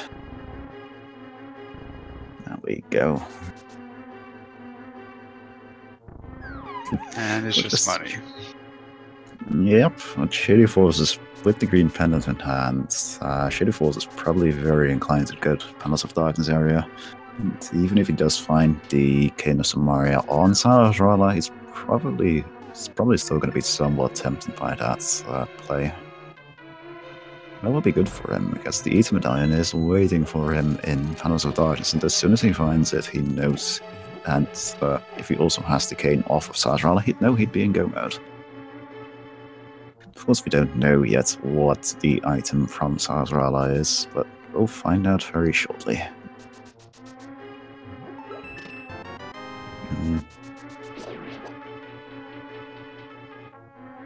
This is going into Palace of Darkness first, of course.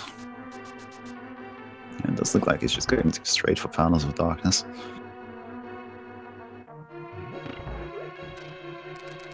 Yeah,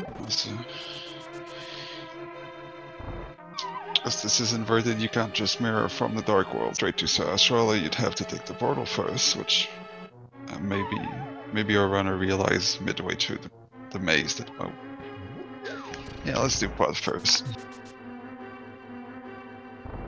Yeah, he is running really low on options at this point.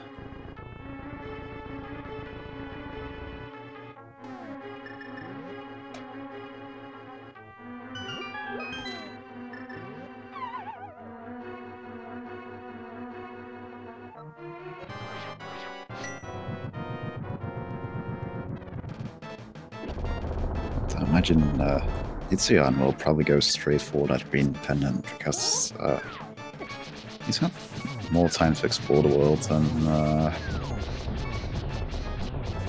than Shady has so far. He has to be careful with his hearts, though. Yeah, while he can take 1 more hit from the Falling Eyes, I believe being hit by Cold Star would have sent him him either back to the game or he might have picked up a ferry in the meantime. I haven't really kept track.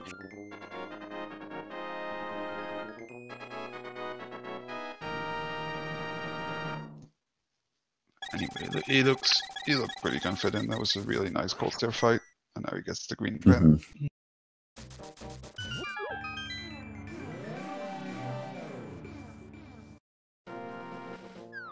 Yeah, like some nice use here of that very convenient portal to head up to the eastern area to probably hand in that green pendant.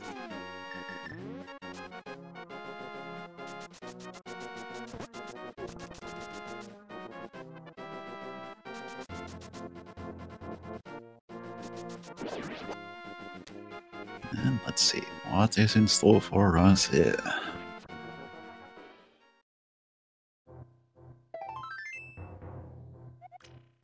Nope. And I do believe that means the only outstanding location for Hitsuyan right now is the big chest in Swamp Palace. And getting that one will require going to the left side of Swamp to get the big key, and we know the big key is there because of a hint we got earlier.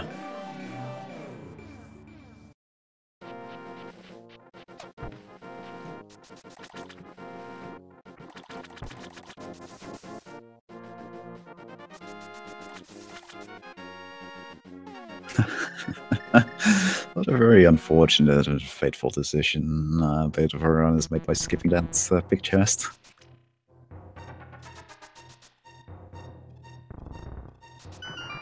If Shadyforce had actually checked that earlier, he might be hitting go mode at around the exact same time as Hitsuyan. It would have been a very close race at that point. So now it's going to be a case of how early does Shady decide to go back for an Arcane of Samaria in Swamp Palace?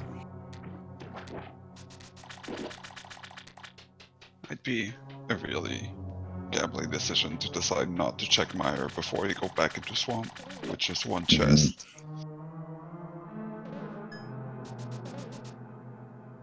Yep. And as people in the chat are pointing out, we are actually still missing one thing aside from that cane for go mode, and that is another sword. Because while we have knowledge of where two of the swords are, we have no way of getting them, because one of them is on Bombo's tablets, and so needs another sword to get to begin with. The other one is behind Bumper Cave, so we'd need the cape to even be able to get it.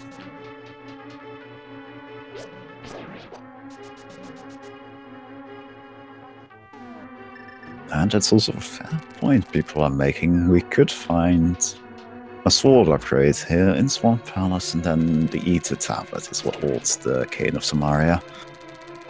That is definitely a possibility.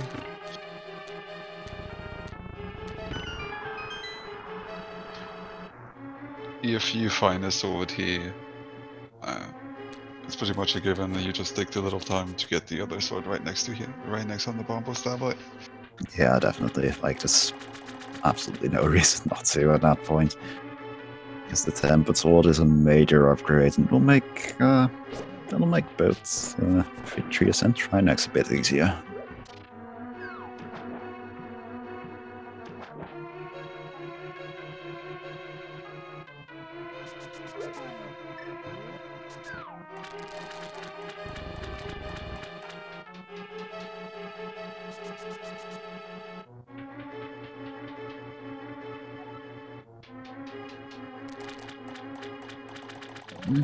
Left side. Left side. Will you have the big key, or will it be the right side? No, there we go. Yep, and he just jumps straight down with the knowledge that the other chest there is a map.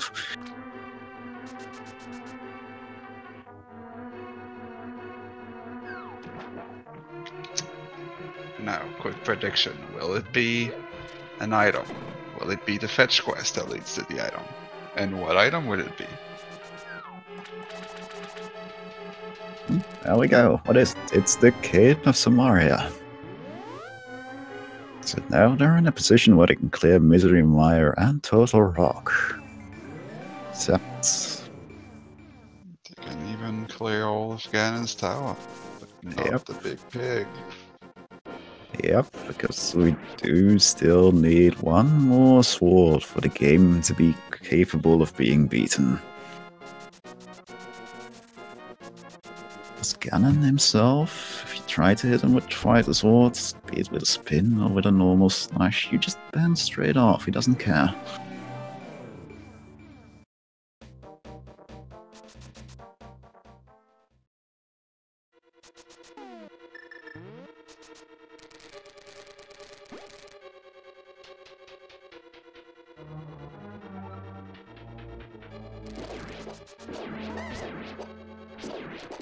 It's always very weird when we don't have the audio on the person doing the very long Maya cutscene, because for a minute there I thought Shady Stream Pros, but obviously it's just fine. You know, I also got confused for a second when I'm looking at the torch animations and the torch is still moving, and what? And it takes about a few seconds to register. All right, he's waiting for the cutscene to complete. Best cutscene in the game. Such an exciting cutscene, hearing that wall rumble. I can't see what's going on.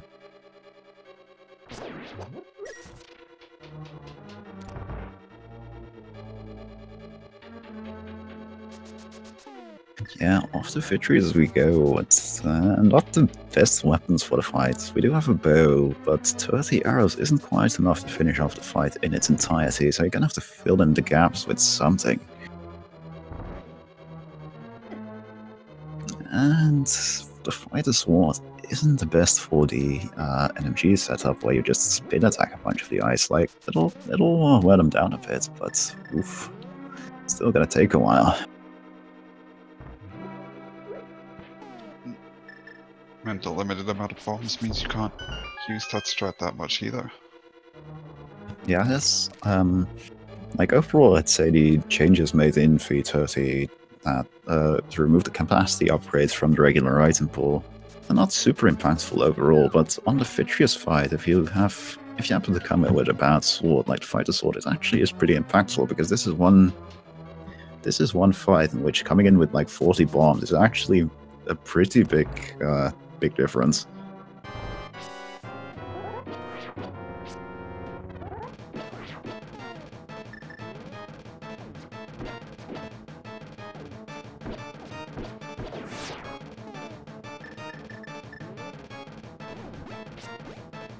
And yeah, here's the problem with Cane of Burner. While the Cane of Burner is active, you can't charge a spin.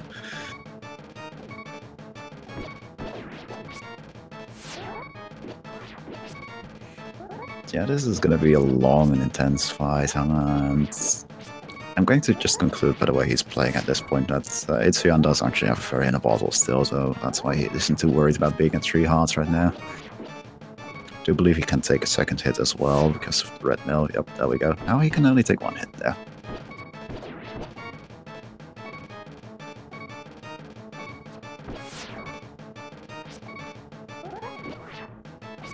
To see somebody in asking in chat, you just need a sword to be able to use the medallions.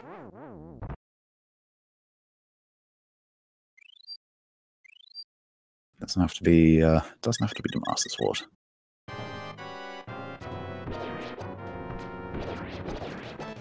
There we go. We've got the small eyes down, but the more of the small eyes you take down, the more frequently the big eye will shoot lightning. Thankfully, with a bunch of the small eyes down, using the hammer becomes a lot safer, and he's purposely saving 8 arrows because that's the amount it takes to finish off the big eye.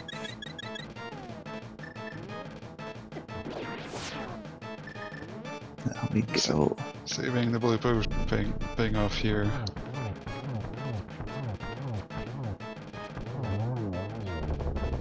All in all, an excellent Vitreous fight from Hitsuyan. Yeah, that was a long fight, and all the safeties they found before really coming in handy there. Yep, just 1 crystal to go. I imagine he's straight off the Total Rock.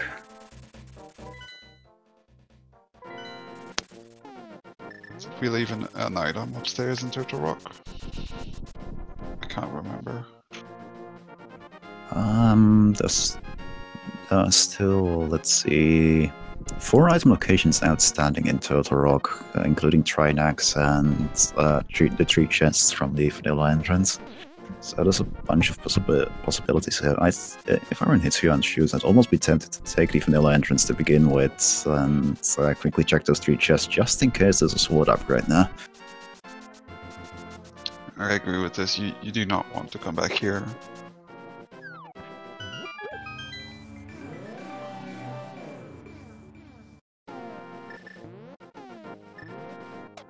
It looks like he's headed straight for Trinex, and they're just counting on the fact that Ganon's Tower will provide.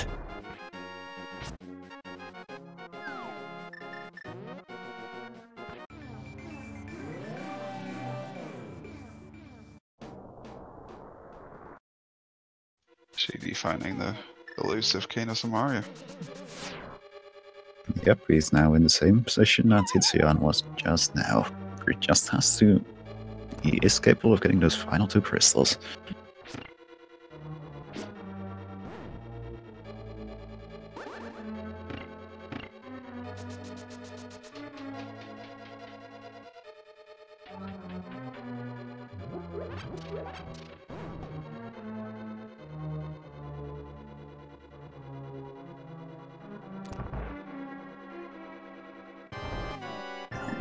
We get a practically swordless Trinex fight, because as with a lot of Dark World bosses, the only way to hit Trinex with the fighter sword would be spins, so it's just better to use the hammer like Hitsuyan is doing very competently here. You need to fill some time here, just because while one of the heads is exploding, you cannot open the menu. It's one of the weird quirks that this game has, being programmed in the 90s with just such constraints, led to pretty interesting situation and glitches.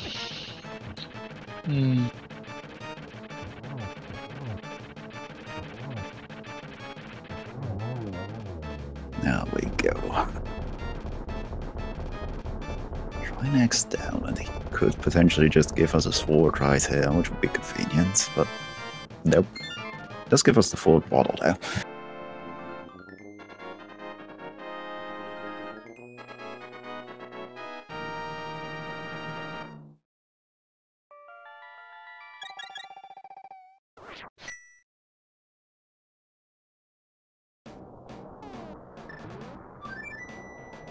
Now you're in this weird spot. It looks like Hitsuyan isn't really believing in GT, because he flew to 4 because this being inverted mode, the GT entrance is where Aghanims Tower would normally be, so on top of Ardor Castle.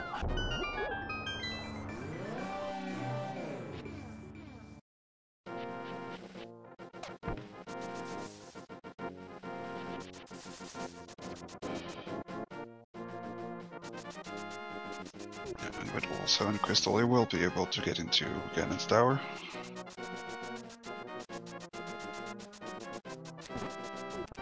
Yep.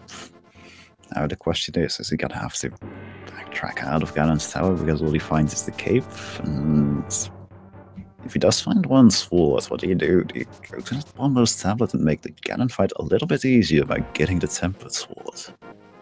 But you make it a little bit harder by staying with the Master Swords. Of course, part of the equation there is, will we find the silver arrows? Because we are still missing those right now. And speaking of arrows in general, Hitsuyan is actually out of arrows, and he is going to need a couple of arrows to finish the ascent. Oh, here's your convenience items to beat Ganon right here. That was some good finds on the right side there.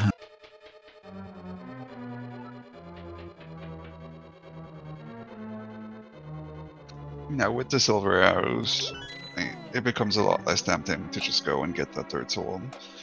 Yeah, because big time save is, well, in the first 2 phases, but having to do Silver's cannon with the Master Sword takes 24 hits in that final phase, as opposed to just 4 silver arrows.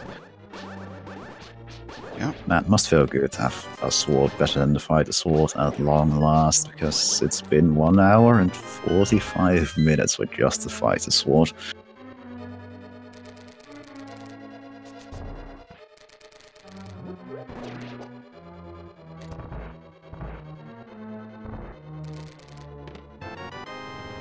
These items in? No. Big key inside.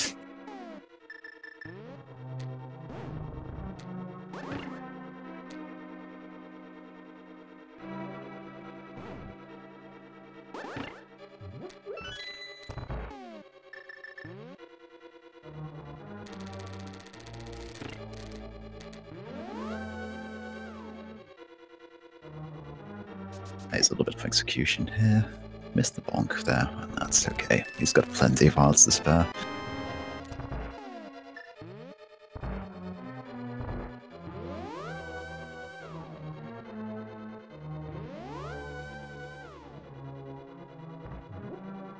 Gonna get the world famous rando room. Aptly named, because in the normal game there's absolutely nothing in here, so you would never come here and see what's inside. Okay, that's that mushroom. Maybe that mushroom is the key, which leads to Maybe. that fourth sword. I imagine we won't find out until we see the credits there. Because at this point, even if you are hoping for a third sword, there's very little reason to hand in that mushroom when you know it's right there on the Bombos tablet. Indeed.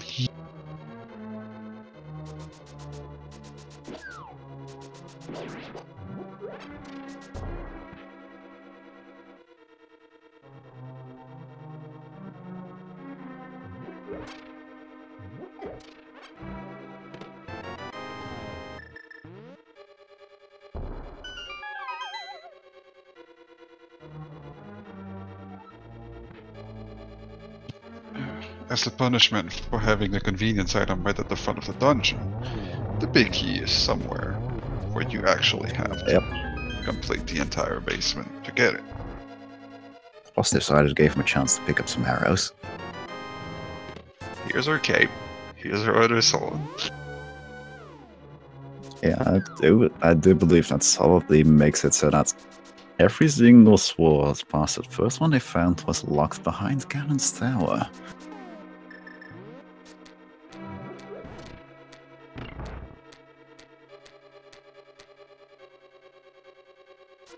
Shady could save a bit of time if he just decides to go on the right side to find the big key.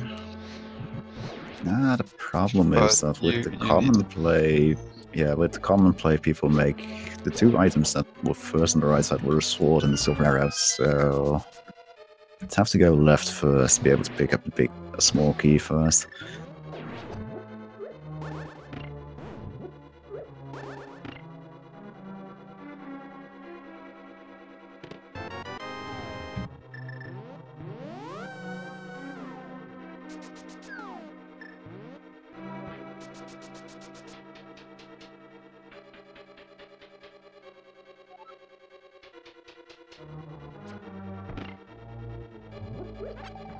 And there it is. On the right hand side.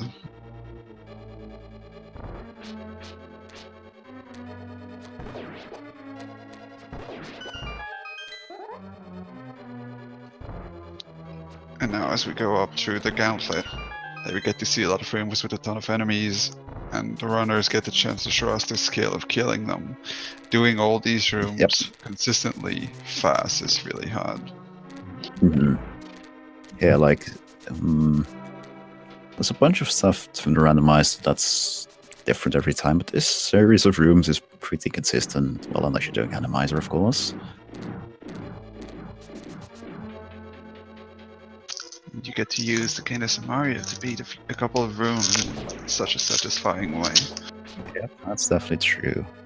And if there's a series of rooms I'd recommend randomizer run as practice with the NMG run, it's this particular series.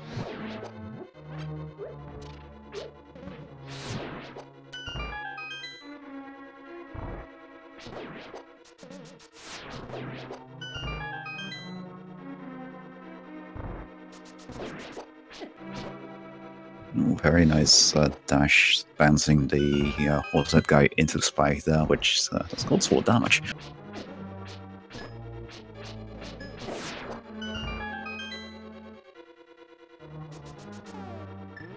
Okay, go on. This time you can do that one cycle. Ammo too. I believe in you. There we go. One. Yeah, there we go. Beautiful. Yeah, Shady looks like he's funneled into the same path Hitsu was taking throughout the dungeon.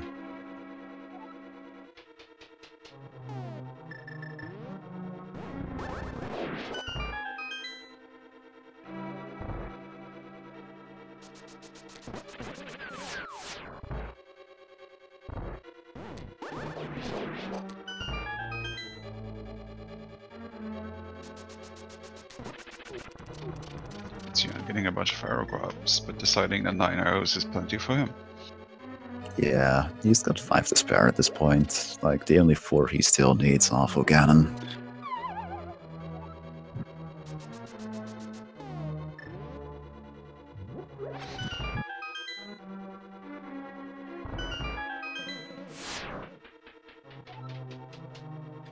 I'm just gonna light 4 torches right here.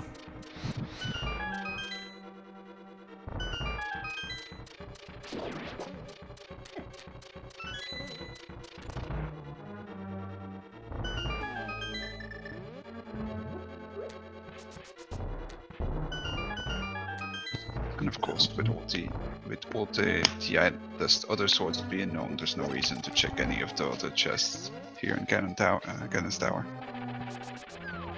Yeah, though it's interesting to note that one item he could have found there, which would have been very slightly convenient, would have been the powder, because then he could have gained a little bit of health off that anti-fairy, but that's a very much an edge case.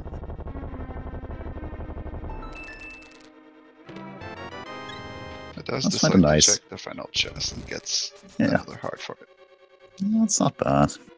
Don't know if it'll translate to an extra hit being taken on Ganon, but there's certainly no harm in it.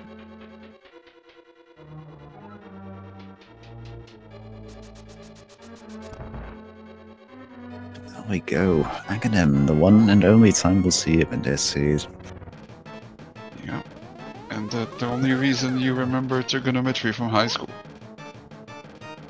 Yeah. Ooh, this is a really nice convenient location for him. Oh, just barely missed a triple. And just slightly off on that angle again. This should be another double. I have faith in him. There we go.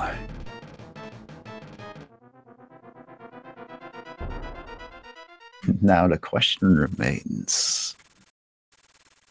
Will Hitsu go for that tempered sword, or does he just drive straight into the Ganon fight right here?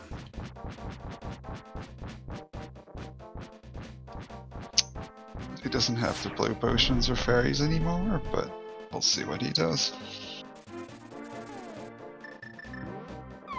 He is going straight for it. Doesn't want to waste any more time. He's probably frustrated in Ganon making him waste all that time looking for the king and was in Swamp Palace all along. Yeah, 12 spin hits, so if he's against wall like that, you can get double hits in on Ganon, but 12 spin hits is what it takes to transfer Ganon from one phase to another.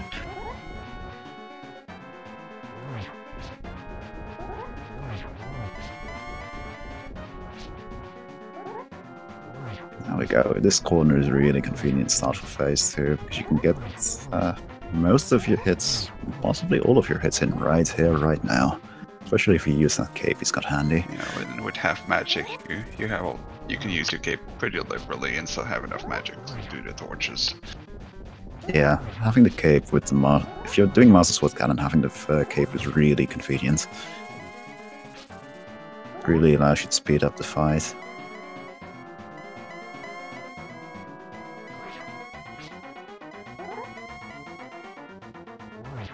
We'll see if Ganon wants to be cooperative, or if he wants to wipe a whole bunch of time.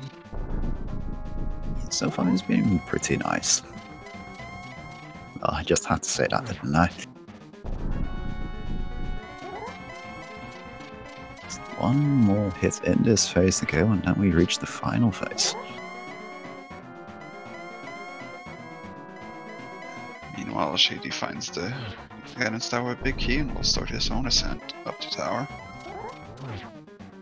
Yeah, we did find the arrows in your tower again, and they were right next to this Master Sword we were also using. But not a good hiding place for that, but I guess you used all your energy hiding that cane. Hitsuyan missing the torch glitch, unfortunately. Using the... just a little Shouldn't bit too early. make too much of a difference, but... I mean, he needs to be a bit conservative, because I don't know... I think all his bottles might be empty at this point, but you do get a lot of lantern uses off of half magic.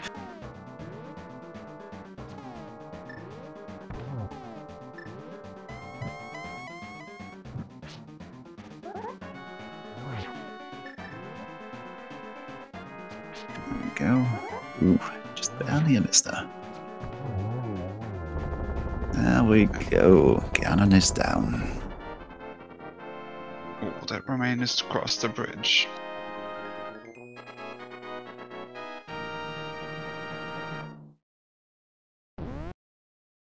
There we go. Hitsuyan finishes with an official time of 1 hour, 57 minutes and 4 seconds. It's not bad at all things considered.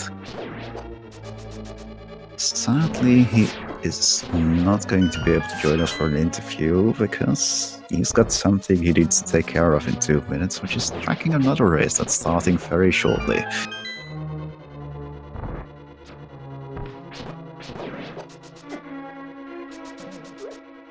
So instead we'll enjoy Shadyforce's climb of the gauntlet. See if we can get that nice one-cycle ammo into.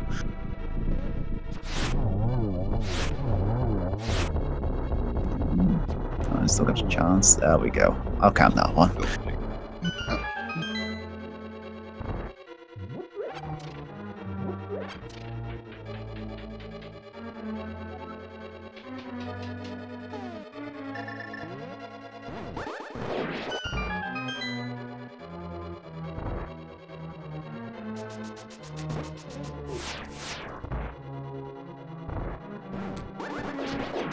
we go. Super smooth one cycle on the wizards there. Ooh, don't fall in, mate. There we go.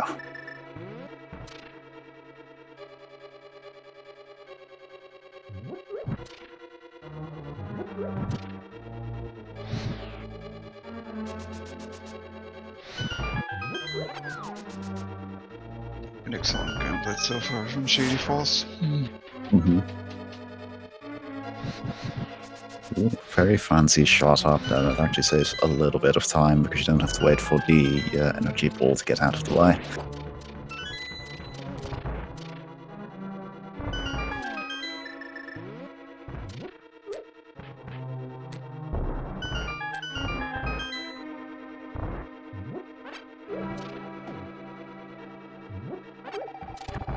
It's additional magic pickup.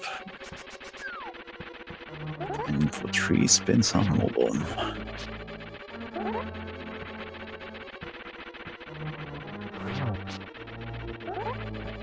One more. Don't fall off. Don't fall off. There we go. Yeah. Boulder will not claim any victims today.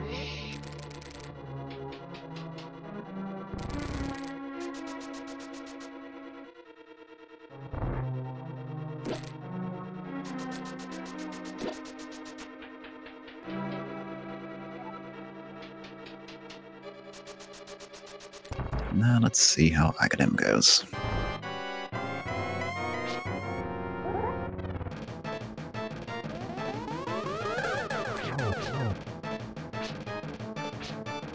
There's a nice double there to start off with.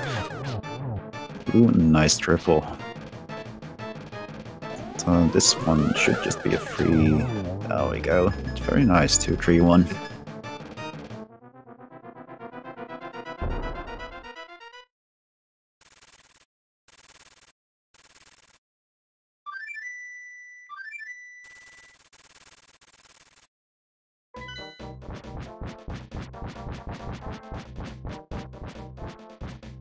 one Ganon fight to go.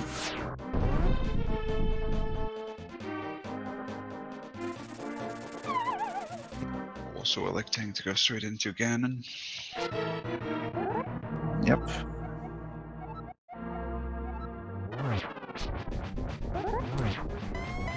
No, just barely missed the double off of Trident there, but the thing I'd say with Master Sword Ganon is typically just take it slow, take it safe, don't take any risks you don't want to.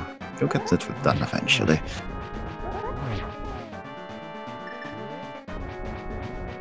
Yep, gonna make some good use of that cave. Gonna get some very nice easy double hits in here.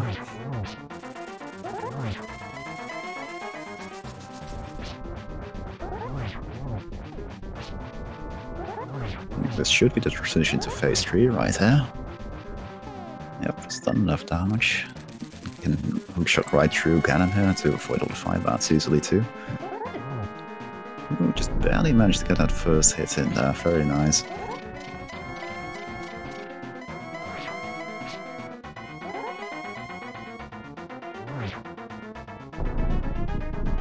Yep, just... And if I remember right, this next one should just be a single warp too, so on to phase 4. Yeah, and I clearly don't remember, right?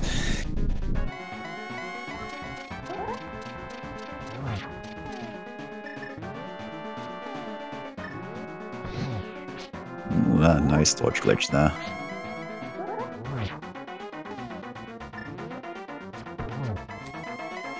Just barely missed the time on the double.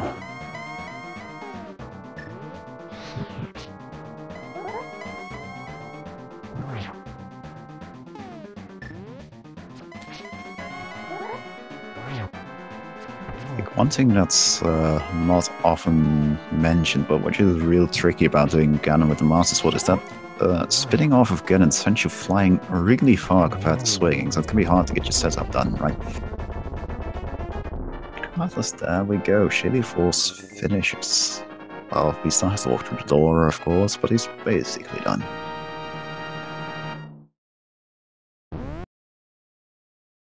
And he finishes with an official time of 2 hours, 3 minutes, and 12 seconds. GG. A very good time. We'll see if we can get him in here for an interview.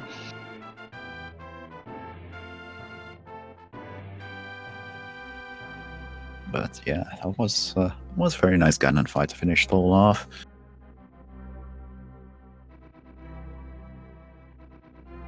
But what a seed this was. Like, obviously the big thing that was really like, wow, really was that big chest in a swamp palace, but nasty little undercurrent there was actually that absolutely required double dip into Palace of Darkness, because, well, you first had to pick up the hammer there, and then, geez, you had to go back in there for the Ether Medallion. And, of course, let's not forget the sword situation. Not only was your first sword not found until you had Lightworld access, you also had to go all the way to Ganon's Tower before the game would finally allow you to upgrade in any way, shape or form from that very first sword. It's quite nasty, really.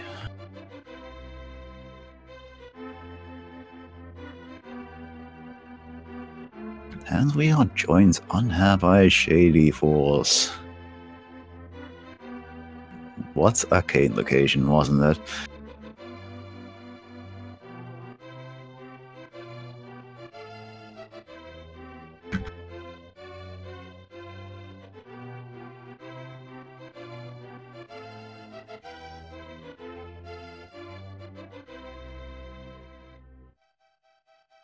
And it looks like he has to just sort out a minor technical issue with his microphone before he can actually respond to us.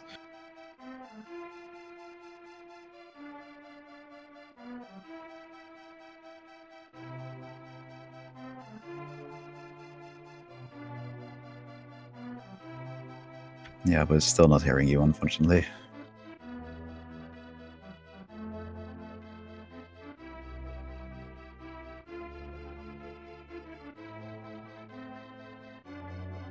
It's gonna make conducting this interview a little tricky.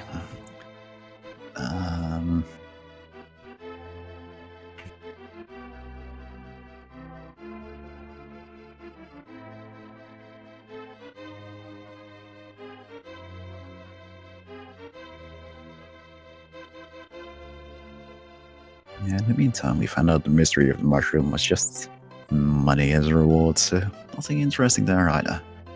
Probably means that Panda was hiding in one of those upper chests in Ganon's Tower, considering it's one of the few places we didn't actually see. Yep.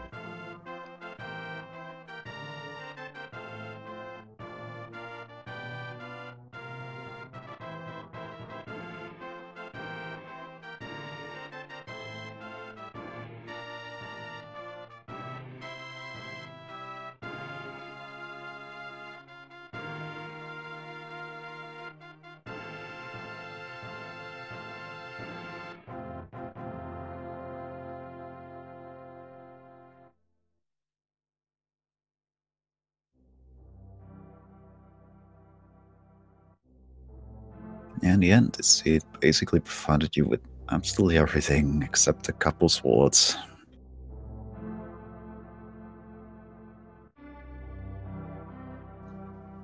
Like, looks like in the end, the one thing we were missing heart container-wise was 4 pieces of heart. Because the final heart piece count, if you have all of them, is 24. So, jeez.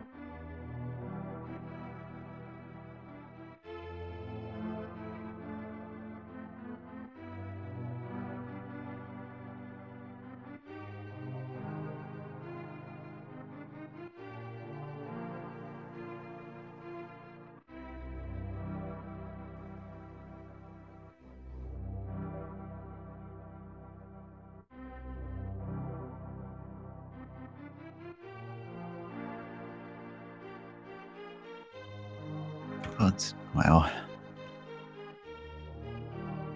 still just kind of flabbergasted that this seed. Overall, the completion times there are definitely not bad, considering both of our runs had a pretty full run through of the seed in its entirety. And we have both of our runners finishing around the 2-hour mark, which is quite good for a near full clear. Indeed, shows the skill of our runners, their ability to route items as they go along, making sure not to forget any locations. Yep, because that's one thing with these seeds that really drag on. It's super easy to forget that what you did and didn't do. So overall, GG. Like, Hitsuyan might have been the winner, but I wouldn't feel bad, Shady. You did quite well today.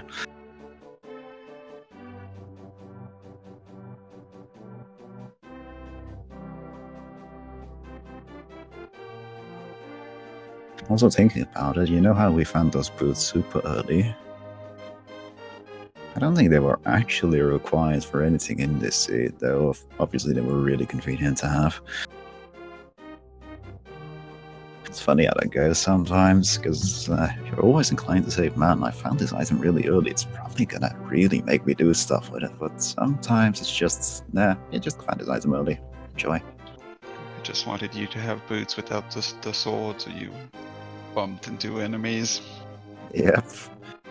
Yeah, because that only caused a couple of issues for runners early on, because Without the swords, it's more dangerous than I think, especially in the Dark Worlds, which you're going to spend a lot of time on early on in Inverted.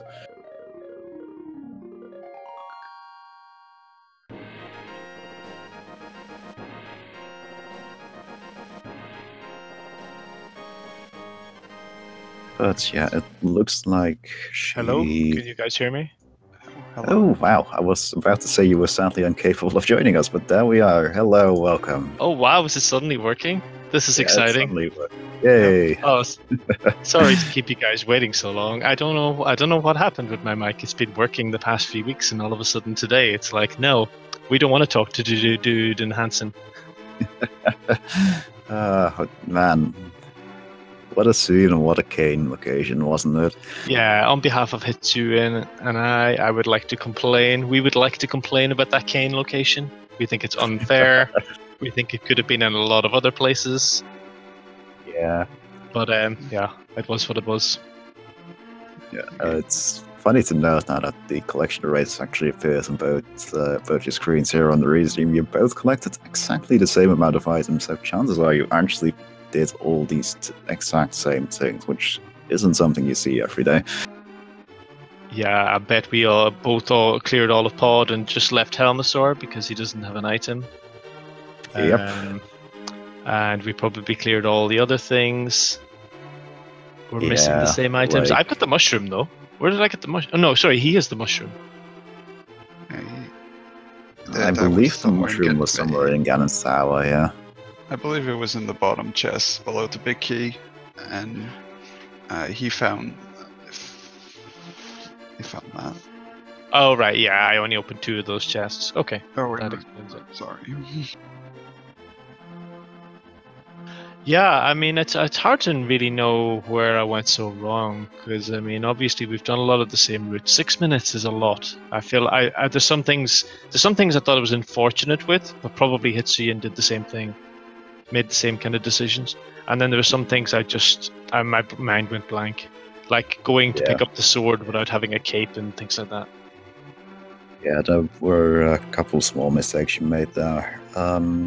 How often do you play Inverted, if I might ask? This is probably my 5th or 6th seed. Still very new to Inverted. Yeah, like, I think one thing that made a difference is that Hitsu seems a little bit more comfortable with the ins and outs of Inverted, so he made a few less of those kind of small mistakes, like, he always realized that, where you could mirror from, etc. So he might have just saved a little bit of time over you over the course of the run that way. Yeah, for sure. When I was playing it, I felt very uncomfortable. I felt like I don't instinctively know where to go. Like I would in open and standard. It's because we've all played so many seeds in those modes, and you get a feeling for where you should be going, even without having to process it consciously. You get an instinct for it just from sheer repetition and numbers. And I just don't have that with Inverted, so I'm kind of winging it, and I'm making rash decisions and then forgetting things afterwards. Yep. Yeah, that sounds about right. Did Hitsuyan find the fire rod any earlier than me? Because that was he did. Yeah, he found it before going into Swamp Palace. So he actually had already completed Mochila by the time he went into Swamp Palace, but in the end he made the same fateful decision to just decide to skip the one remaining item in there and be like, man, it surely can't be anything important, and then, well... Yeah, like we know that the map is on the left-hand side, and we know the big key is on the left-hand side, and we know that there's just one single item in the big chest, and it's the slowest item layout you could possibly have in Swamp, to have to go left side just to pick up the big key to bring it back for some unknown item. It's never the right play to go for that. It's obviously the right play to be skipping it, and we both obviously did the same thing. Yep, and yeah. Fortunately, this was the one season which would have been the right play, but well, that's rando for you. Yeah, I don't think I'm going to be beating myself up over that decision. Like other things I can work on, No, I think most people would have made the exact same decision if they were in your shoes at that time. Yeah, I think things like maybe finding a way to route in the shovel spot a little earlier, or maybe when I found the hammer and pod, not going and doing pyramid and catfish. I don't need to do those things. I have better light world checks I can make. So stuff like that, I think. Yeah, it's just weird to think about because you found the hammer and pod, and in most modes when you do that, well, you've already cleared out most light world. Well, in this case, it means hey, you can now start clearing out most of the light world. It's just various weird quirks of playing on Inverted that just aren't immediately obvious. Yeah, I do quite like the mode. I think it's a fun mode. I don't mind it so much. I definitely enjoyed the addition to the rando. Yeah, so I wanted to ask. We obviously all talk about the big item of the show, the Guinness of Mario. But what did you think about the location of all our swords in this scene? Yeah, that was also really bad. And another sneaky one to me was actually the location of that Ether medallion, because, well, he obviously had to go in pod once to get that hammer, but then you had to go back for the Ether medallion, and it's like, well, when do I do that? Yeah, I guess like when with regards to the Ether medallion, when I went back into pod and found the Ether in there, I was worried because there's a lot of items in pod, so pod is a good play. Pod might even have been a better play than going into ice when I went into Ice Palace. So I was worried that he would have made that play and not gone into ice to get Ether, and then maybe he was ahead that way. He did actually do Palace of Darkness earlier because his routing works out so that he actually had the mirror already by the time he went to Eastern Palace. So he mirrored straight after doing Eastern. He mirrored and went straight back into Palace of Darkness to clear that out. Oh wow, that's handy, interesting. I left Death Mountain quite late. I guess I didn't want to go to Death Mountain until I had all the things, basically, all the goodies, so I could do it all in one trip if possible. But it seems like I got burnt this time. Yeah, that's how it goes, though. It's hard to predict sometimes. Yeah, with regards to the swords, though, I mean, whatever, they're sitting there. I figured there's going to be a sword or something unlocking a sword in Ganon's Tower. And in the end, we got the friendly layout. We got a sword in Ganon's Tower, so we don't have to go fishing for them. It would have been a bit more trolly if we picked up our cape and then that we have to then leave and go and pick up our sword just to fight Ganon with. Imagine if us clearing the whole of the basement of Ganon and the tile room and everything just to find a sword, and it wasn't even there. That would be worse, I think. So yeah, we were definitely wondering what the situation was going to be, because it was also very much possible that another sword was hiding on the Ether tablet, and the only item you found that would lead to a sword would be the cape in Ganon's Tower, which would be inconvenient, to say the least. Yeah, but I mean, we'd pick up our Master Sword and then we just ignore the other two swords and go beat Ganon, I'd say. That's what the play is there, I think. Yeah, like, it would have been possible if you wanted to pick up the Bombos tablet sword, I guess, but it just wasn't worth the time in the end. I don't think it's worth the time. Even if we didn't find silvers, I'm still not convinced it would be worth the time. Yeah, I'm not certain either. It's always hard to gauge. I think I would probably YOLO it. I would just go and do the silverless fight, just for the memes, with nothing else really, just for practice. I mean, it's definitely good practice, yeah. But I think that about calls things done. Thank you for joining us for the interview, and I'm glad you got your mic working. It's been fun chatting with you. Yeah, thanks guys. Thanks so much for casting. I really appreciate the effort you guys put into it. You guys do a lot. Like, I know both of you do a lot of work behind the scenes and have done so for rando tournament races and restreams for quite a while. So I really appreciate it. Yeah, thanks for watching, everybody. I hope you enjoyed this race, and if you want more going, I believe there's a race going on right now on Speed Gaming 3, and I think in about 40 minutes to half an hour from now, there's going to be another race starting right here on Speed Gaming 1. You get the choice. Both seed swordless hards, so that will promise to be fun. They also Randomizer, so if you want to see a runner suffer for your own enjoyment, do stick around and watch them.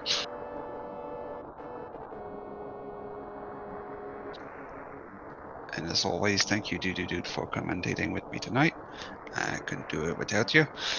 Yeah, thank you for joining me on the microphone today, Hansen, and also a shout out to Red Aramo for doing an excellent tracking job today.